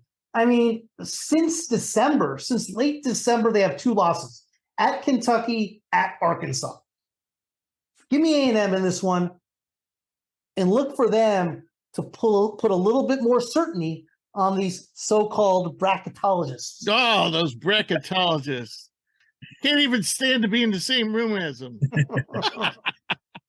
I'm going to roll with A&M as well. I've also seen that, like, their A&M's kind of on the fringes and a little outside the tournament field. But although Mike Decourcy told us we're not supposed to use the bubble term until Valentine's Day, I think A&M, after not making it last year, they're going to continue to ramp it up here, and they're going to pick up a win here against Auburn, who, again, I don't like their guards. They can be erratic. They can take bad shots, and for whatever reason, even last year, too, with 2 first-round picks on their team, they feel the need to, like, shoulder the load offensively. I don't feel like that. Okay. I'm going to roll with A&M here, and I think they're going to continue their upward trajectory, and I think they're going to be a tournament team. And eventually, when it gets to that point, I think on Selection Sunday, they will leave those out, and they will be in, and it's going to continue with the win coming up. 2 teams going in opposite directions. A&M got off to a horrible start. And as Mike lectured me last year, the committee does not really care. And I told him it doesn't make any sense. We said there's no more when you won your games, when you lost the games. I told him that didn't make sense. It was a hell of a lot more important, how your last 10 games are than your first 10 games. But he said no. But anyway, A&M got off to a horrible start. That's why they're in trouble. But right now, these teams are going in opposite directions. So I'm going with A&M. All right. Dayton. Malachi Smith, by the way, is questionable, I believe, for this game at VCU, who just knocked off St. Louis to take control of the A-10. 2 teams going in opposite directions. It all started with a game at Dayton VCU played, which Dayton was up big. VCU came back in that game, ended up winning it down the stretch. Since then, VCU's gone up, Dayton's gone down. Look for Dayton to return the favor and get this W on the road. Nice. I'm going to have to go VCU here, but I'm uncomfortable saying that because the A-10 just as a whole has not been good this year. They've been extremely unpredictable. Thought Dayton was going to be this great team. They lost at Rhode Island. They lost at St. Bonaventure. And then VCU's kind of very nicely been on a nice little winning streak. Ace Baldwin just had almost 40 the other night. So I'm going to take VCU for the fact that I can't back Dayton. This team almost lost at home to Loyola Chicago. They were up 3. They decided not to foul. Philip Alston banks in a shot with under a second left, and they ended up winning in overtime, but some guys fouled out. But I can't back this Dayton team right now. But the A-10, it's up, it's down. Nobody really knows what to make of it. However, I'm going to go VCU because I can't trust this Dayton team right now. Yeah. It's unfortunate. I think we've talked about it recently. I just think that the pressure of the preseason expectations have just weighed on this team. Plus, they were hampered a lot by injuries, and they may again in this game. As I said, Malachi Smith is questionable. I got to go with VCU. All right. Another battle in the MAC. Those 3 teams, Toledo, Akron, and Kent. Tonight, it's Toledo at Akron coming off the win over Kent. Akron is one of the most underrated teams in the country. Their last loss was on January 6th at Ball State, and they were without their leading scorer, Xavier Castaneda. Toledo, one of the most fun teams to watch in the country, get up and down, like putting the ball in the hole, but can't guard their shadow. Not only is Akron going to win this game, Akron will win their conference, get a bit of the NCAA, and make a run to the second weekend in March. Yeah, they got inside-outside game going on there, but so does Toledo. I don't know if I agree with everything there, but no, I do agree. I agree with some of it. I like Toledo as well. Ray Day Dennis has been awesome this year, but I feel like everyone's talking about Kent State. They're talking about Toledo, and this Akron team's still really, really good. So I agree with it. I think Akron wins this game. I think they win the conference and make it to the tournament. I don't know if they make it to the second weekend, but hey, they almost beat UCLA last year. Yeah. But this Akron team, I'm gonna take them to win this game, and I'm gonna agree with you, Booney. I think they will win the MAC and they will make the NCAA tournament. But for this game, as fun as Toledo is to watch, they can score it a lot. They just don't defend at a very high level when you play them. Yeah. So I'm gonna take Akron to win this game. All righty. And JT Shoemate was a guest on our show earlier this year, plays for Toledo, but I'm going with Akron. Akron is at home, basically. I think this is a close one. I think these are fairly evenly matched teams. Speaking of evenly matched, how about NC State at the aforementioned Virginia, another top 25 matchup? Terquavion Smith goes on the road and exposes the defense we speak of from 2 years ago for who they are today and gets the W. Wow. Bold. Yeah, I kind of like it as well. I don't want to keep going home teams here because I feel like if I take all the chalk, then I'm bound to get off to an awful start here in picking these games. So I'm going to roll with NC State, too. I like some of the personnel they have. Yeah, Terquavion Smith is awesome. I love TJ Burns inside from Winthrop. I'm going to take NC State to pull off an upset on the road. Let's get crazy. All right. I'm going to make a prediction. Our boy, Caden Shedrick, is going to play tonight. He's going to play well, and Virginia's going to win in a close one. All right.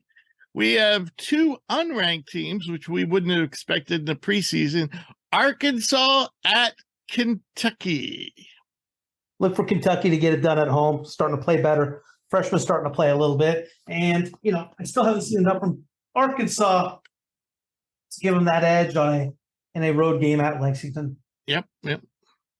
Yeah, I'm a really big Arkansas fan. I really like Eric Musselman. Having said that, it's really hard for me to back this team with no Nick Smith and no Trevon Brazile. So I'm going to take Kentucky at home here. They're still kind of on the fringes of the tournament. They really need every opportunity like this that they have. So I'm going to take Kentucky to get a win here. Yes. I think Shigwe has a big game. They don't really have anybody to match up with him. They don't hit the boards very well, which is not a good thing when you're playing Shigwe, especially at home. I got to go with Kentucky. All right. In that crazy Mountain West Conference, we have Nevada at New Mexico. Now, this game starts a little bit past your boy, you East Coast guys' bedtime, but it's at the pits. And the pit is back. That is a fun place to watch a game. New Mexico at home over the Wolfpack. Yeah, so before I get into my pick, Booney, the last week or two, I've wrecked my sleep schedule going to bed at 2 or 3 o'clock. Because not only am I watching these Mountain West games, they're all going to overtime double OT. Yeah, they do. always play it after regulation. They do.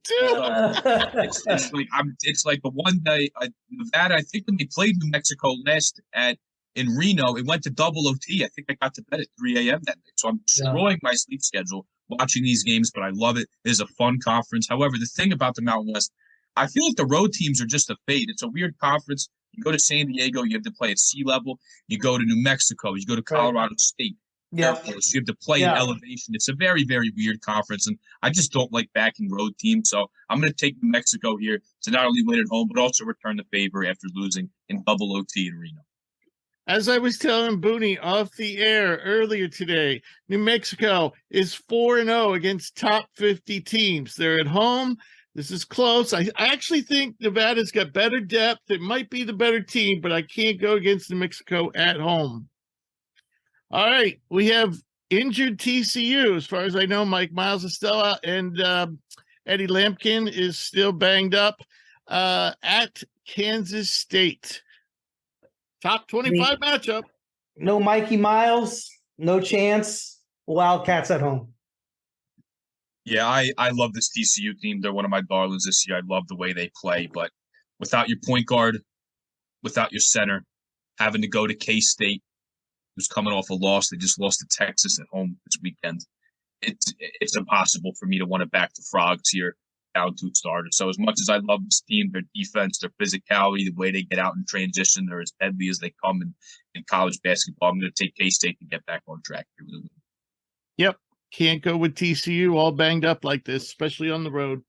All right, on tomorrow's games, we have Creighton, who's back in the top 25 at Seton Hall, a bubble team. Irish been playing a lot better, huh? But smoke and mirrors. Last 3 wins against Butler, St. John's, and DePaul. Creighton's been playing like a whole new team, and I like them going on the road and getting the Pirates. Yeah, I'm also going to take Creighton. I don't love that they had to squeak one out against Villanova this past weekend, but I'm going to take Creighton at home here.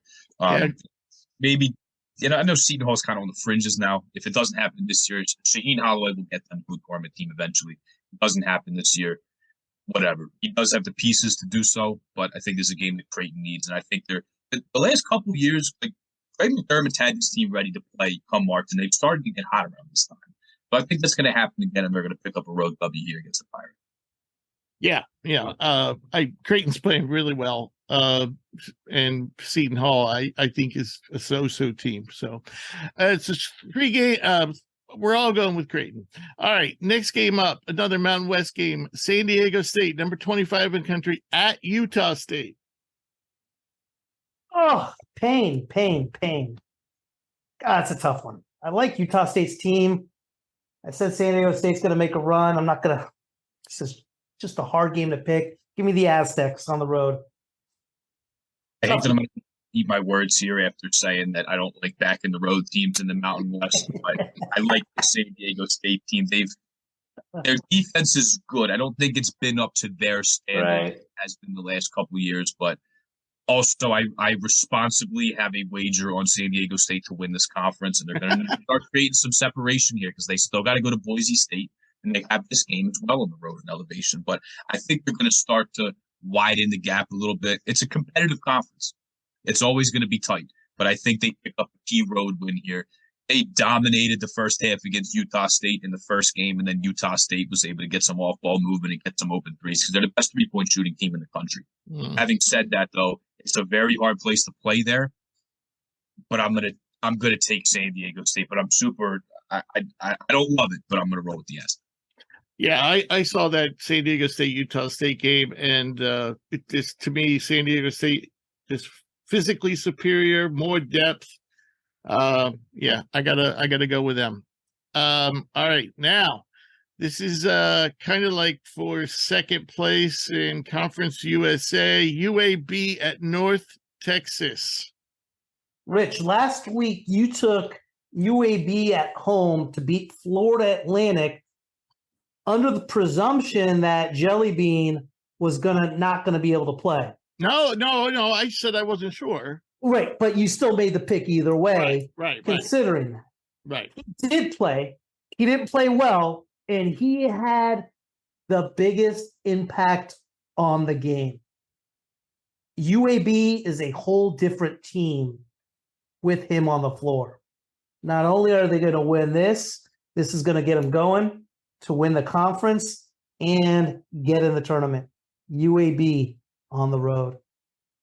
Yeah, I'm going to agree with Mooney here. I love Jelly Walker. It's just a fun name to see. Yeah.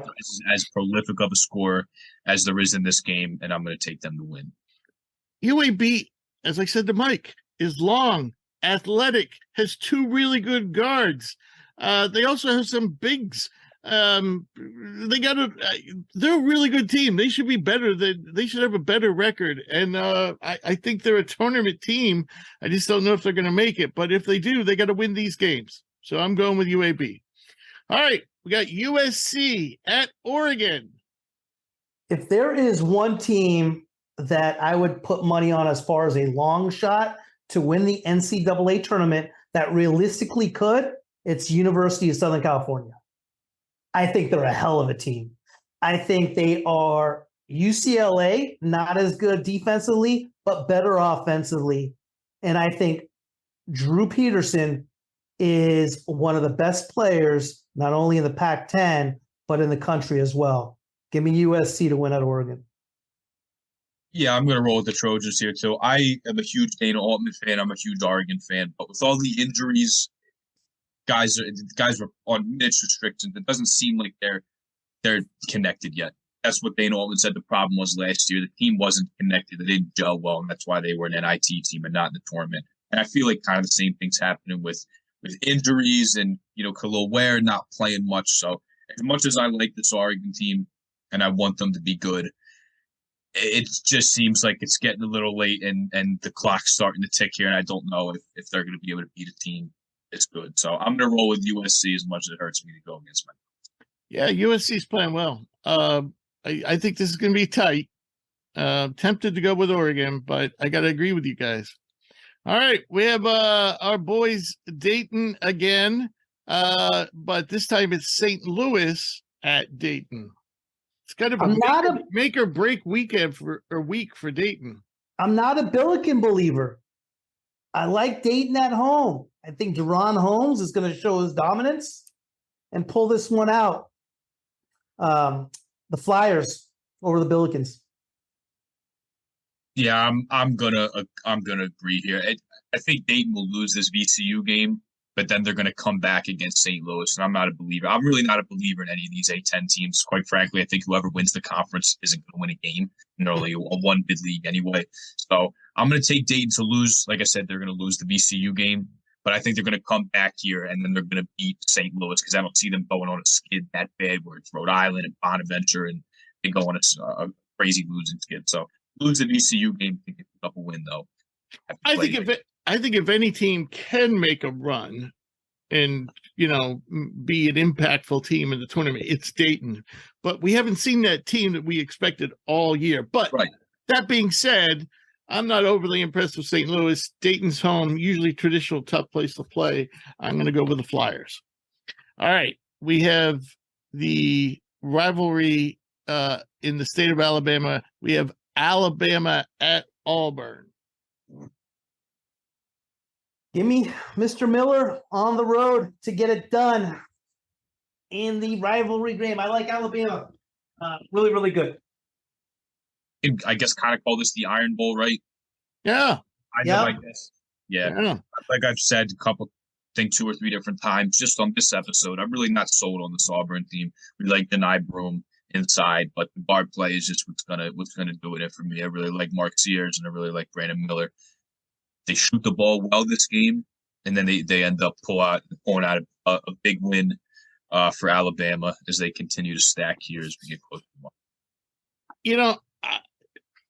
If Auburn, I just don't like this team. It is such a tough place to play.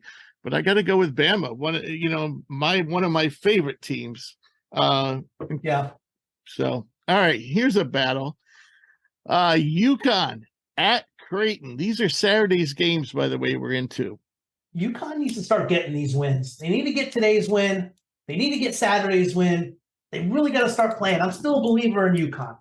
I think I've picked them every single game since I've had this, and that's why my record's awful. I'm gonna stick with the Huskies. All of UConn's losses has been when I picked them. Amazing. I'm gonna stick with Creighton here. There's just something about the last couple of years. Irvin's has this team ready to go. The COVID year they were playing well. Last year they lose Andrew Nemhard around this time last year. Kalkbrenner gets hurt in the San Diego State game. They nearly pick off the champions. They run to the Big East championship game. There's just something, I don't know what it is. There's just something about it. I think Creighton's going to knock off UConn having to travel. It's just weird when you think they got to come from Connecticut and they got to fly all the way to Omaha. It's a weird confidence with how far everything is. But I'm going to roll with Creighton here to get a win at home. I'm going with Creighton. Definitely the hotter team and the home team. All right, we have Rutgers at Illinois. I think just a bad matchup for Rutgers. Look for the wings for Illinois just to get up and down, beat them up and down the court, and get this one in Chicago. I like the Fighting Illini. Yeah, I'm gonna roll with Illinois as well.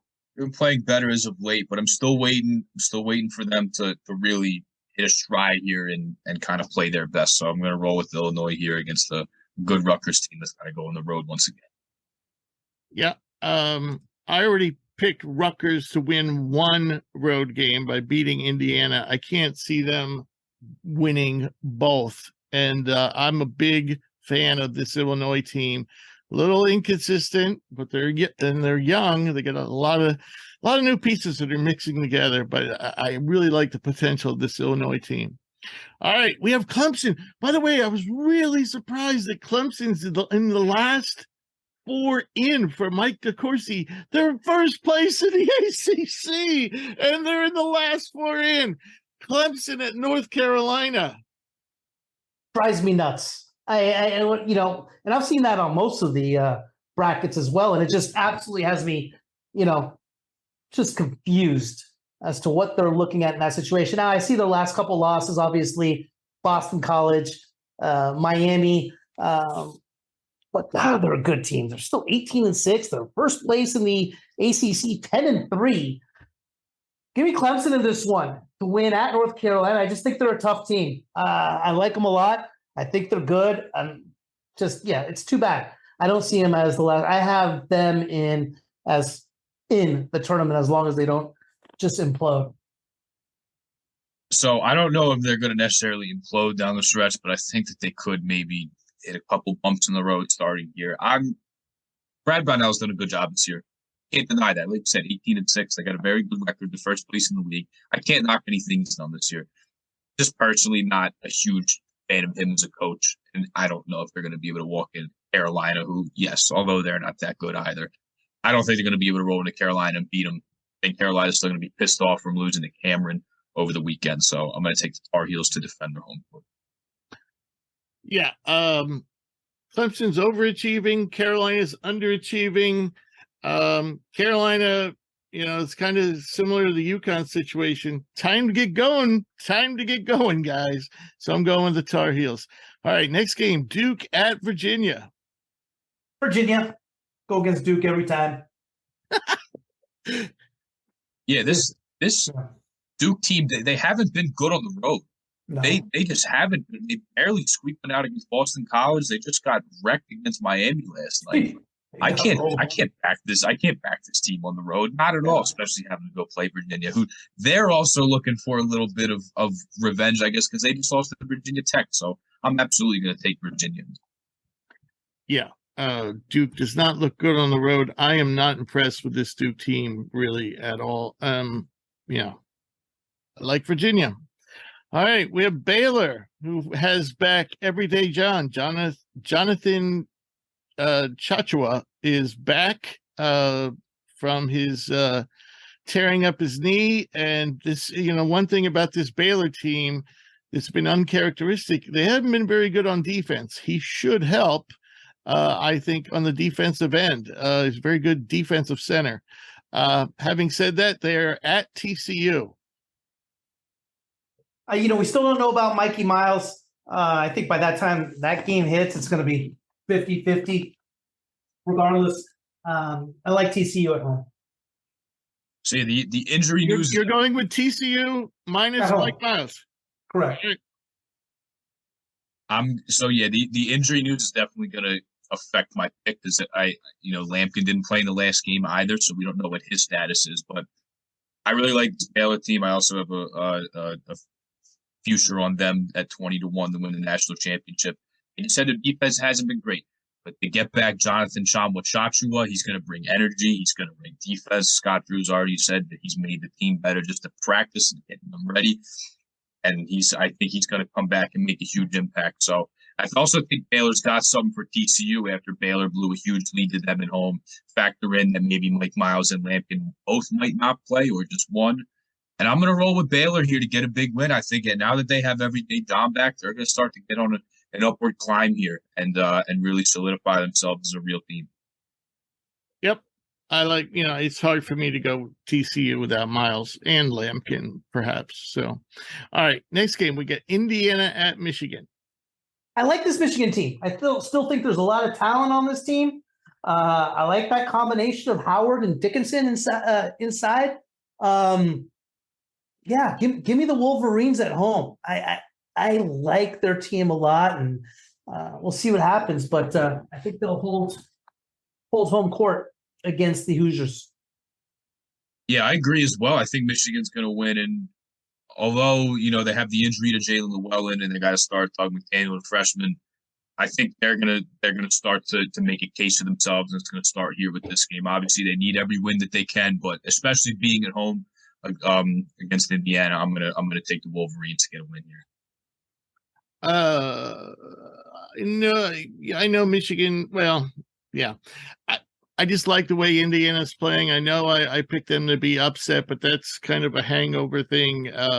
I think they're a better team. I know Michigan's home, but I just really like the way Jackson Davis is playing, Hood Schifino's playing, and anybody else on that team with or without a hyphenated name. All right. So next up, the last Saturday game, we have UCLA at Oregon. MacArthur Court is no joke to play at. Oregon's playing a little bit better. Mm-hmm. This game is their national championship. Give me Oregon at home. I'm gonna agree here. So here's my thinking about this. So we talked to Mike, and he said he actually has Oregon as one of his first four out. Which, from what I'm seeing with Lenardi's stuff, he has them under consideration after the next four out. They need to get wins here. Last year they went to LA, they beat USC, and they beat UCLA in a span of a couple of days. They have to have one of these next two against USC and UCLA. The way USC's been playing right now, I think they'll beat Oregon, but I think they'll pick off UCLA, who's ranked very highly, and give themselves a huge boost and a huge win that will carry all the way to state. I'll take the Ducks later in the week during the week to pick off. All right. If I didn't pick USC to lose at Oregon, I'm not picking UCLA to lose at Oregon. I'm going with UCLA. All right. We have this could be a play-in game here because I think the AAC is only getting two teams in. Is it Temple, Memphis? We got Temple at Memphis. Temple lost an absolute heartbreaker to the Tigers in Philly earlier on this year. Gave up a huge lead where Davis hit a buzzer beater from the baseline. Neither team shot the ball necessarily very well at all in that game, but Temple had them dead to rights. I think Temple is just better. Give me the Owls to win on the road. I'm also going to roll with Temple, and they didn't play well last year.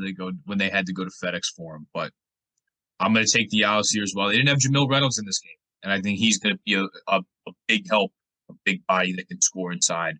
So I'm going to take the Owls here. That was really a game, Mooney, that they should have won. But Kendrick Davis, I mean, that guy is as good as advertised. Is probably going to win AAC Player of the Year for a second straight year at a second different school.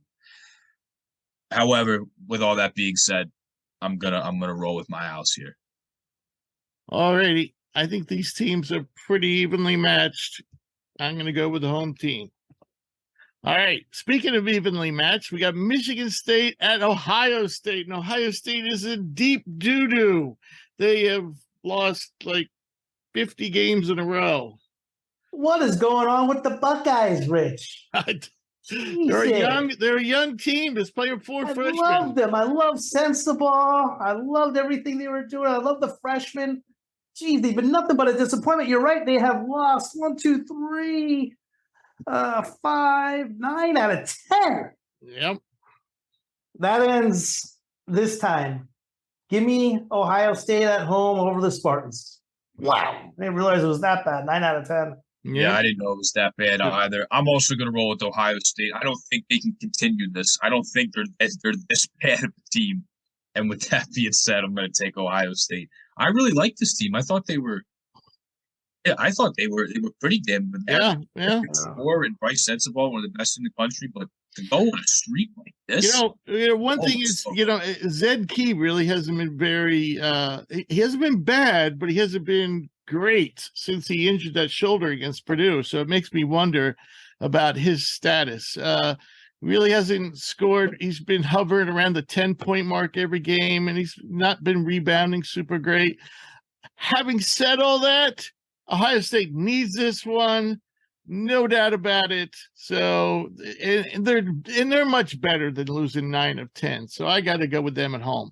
All right, final game on Monday. Miami's on Monday again. this time at North Carolina. The U, Miami on the road. Love their backcourt.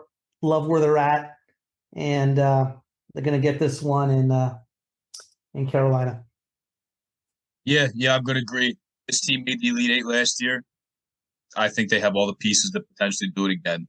So I think, obviously it's tough to go to the Dean Bowman play. I think UNC will still find a way to sneak into the tournament, but I really like this Miami team, and I think they're that good, so I'm going to take the U here. I think Miami's better than they were last year. I think this is a better team. I think you changed Nigel Pack for Charlie Moore, and I don't hate that at all. Right, well, and Omir for the kid, the skinny kid, Australian kid. What was his name? Proctor? Wardenberg. No. I'm sorry. Sam Wardenberg. I was thinking about that. I mean, I love Wardenberg. Yeah, pretty shooter, but Omir, I think this gives you a lot more overall, and he actually hit some threes last night against Duke. Anyway, I think this Miami team is good. North Carolina really needs this, though, but I got to go with Miami. All righty, so that wraps up the predictions, and we have the mailbag. We only have 2 questions this week, which is good because we've talked a lot. Jack says, given the fact that St. Mary's already beat Gonzaga, and assuming the Gales run the table in the WCCC, they would finish with at least a 3-game lead over the Zags. Even now, they have a 2-game lead, so can you make an argument for Aiden Mahaney for WCC Player of the Year over Drew Timme, or the kid from Pepperdine? But he's not going to win it because Pepperdine's terrible. Boy, who wants to take first crack at this? Jack. Aiden Mahaney is the WCC Player of the Year. Wow. No question about it. Now, is he going to win it? No, because Drew Timme was supposed to be National Player of the Year, so you don't think they're going to give him the WCC Player of the Year? And with that being said, Drew Timme has the numbers to solidify or justify a WCC Player of the Year, even though he's not the Player of the Year. So Drew Timme will be the fake Player of the Year, and Aiden Mahaney will be the real Player of the Year. So yes, there is an argument to be said. Wow. Yeah, I think I could agree with that. There's certainly an argument, but I think when it comes to a Player of the Year award, I don't really know how much the team success, more the individual numbers are going to come into play here. And that's why I think, yes, is there an argument? Of course there is. But yeah, I think Drew Timme's going to win it again.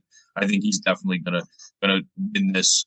Hopefully Gonzaga will get the ball to him more and we'll play through him more. And then if that happens, he's all going to lock it up. So I think we'll look more at individual stats than team success here. And because of that, I'm going to go with Drew Timme to win the award. But there certainly is an argument. I got to go with Booney. Assuming this scenario plays out as it's laid out, it's kind of like everything stays status quo. I got to go. I agree with Booney. But I also agree with you both that Timmy's going to win it. I mean, I would think he'd have to get hurt or he'd have to put up a bunch of games like he had against San Francisco. All right. So Trey says, wow. Where has Derek Lively been all season? Good question. He totally destroyed UNC. He's not in lottery range on most draft sites. Do you expect that to change? Well, I am in charge of our draft board, and he's still not going to be in lottery range this week. He played okay last night, but, he scored a few more points, but he only got 4 rebounds. They got trounced. I mean, what you're seeing here right now, in my opinion, and you guys can chime in after, but is a guy who could block shots, which is great. But he still gets pushed around. I don't think he's a tremendous rebounder. So how much is that shot blocking worth? Is that worth a lottery? He's also just 19, but let's put it in perspective. Let's look at last year's shot blocker supreme, Walker Kessler. He didn't go in the lottery. He was a better offensive player. He was only a year older at the time. He was only 20. So I don't know. And people made the argument that, that's all Kessler could do was score inside and block shots. Seems to be working out pretty well for him so far. And I think Kessler's much further ahead in his development. So that's why Lively's going to stay right now, to me, in first round, but not in lottery range. I think you nailed it right there, Rich, when you said how much is that shot blocking worth.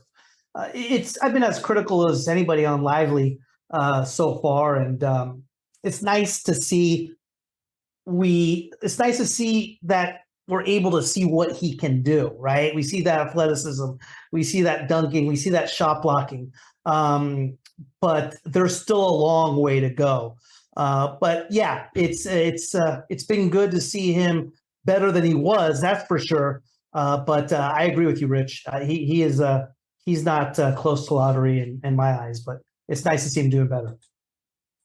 Yeah, I would agree. He's like you guys said, he's still so young, still so much to work on. Offensively, he's very limited right now in terms of what he can do as you compare him to a Walker Kessler. So there's still a lot of room to grow, both physically and then skill wise with the game. So there's a lot to tap into. There's a lot that you want him to be. Sure, there's a lot of enticing intangibles and stuff that he brings to the table, especially that shot blocking, but there's so much more that he has to work on and grow. But he's so young, and that could be an advantage of why someone decides to take him. Not in the lottery, the first round. I definitely agree with where he stands. So, yeah, I don't think he should be a lottery pick. I think that Walker Kessler range like last year is fit for him. There's a lot of room to grow. He's still so young. Got to add some weight. So there's a lot more to want from him because he's not nearly as far along as Kessler. Hence, that's why I agree with you. I think the one thing that you might get out of him that you may never see from Kessler is a jump shot. So, we shall see. But right now, okay, we're all in agreement there. All right, that's a good way to end. Good job, gentlemen. Good job. So thanks for the questions, folks. If you'd like to send us a question, please email to admin@hoopsprospects.com. We also take questions via social media on Twitter @hoopsprospects, on Instagram @thehoopsprospects, and on Facebook @hoopspros. There's a theme there.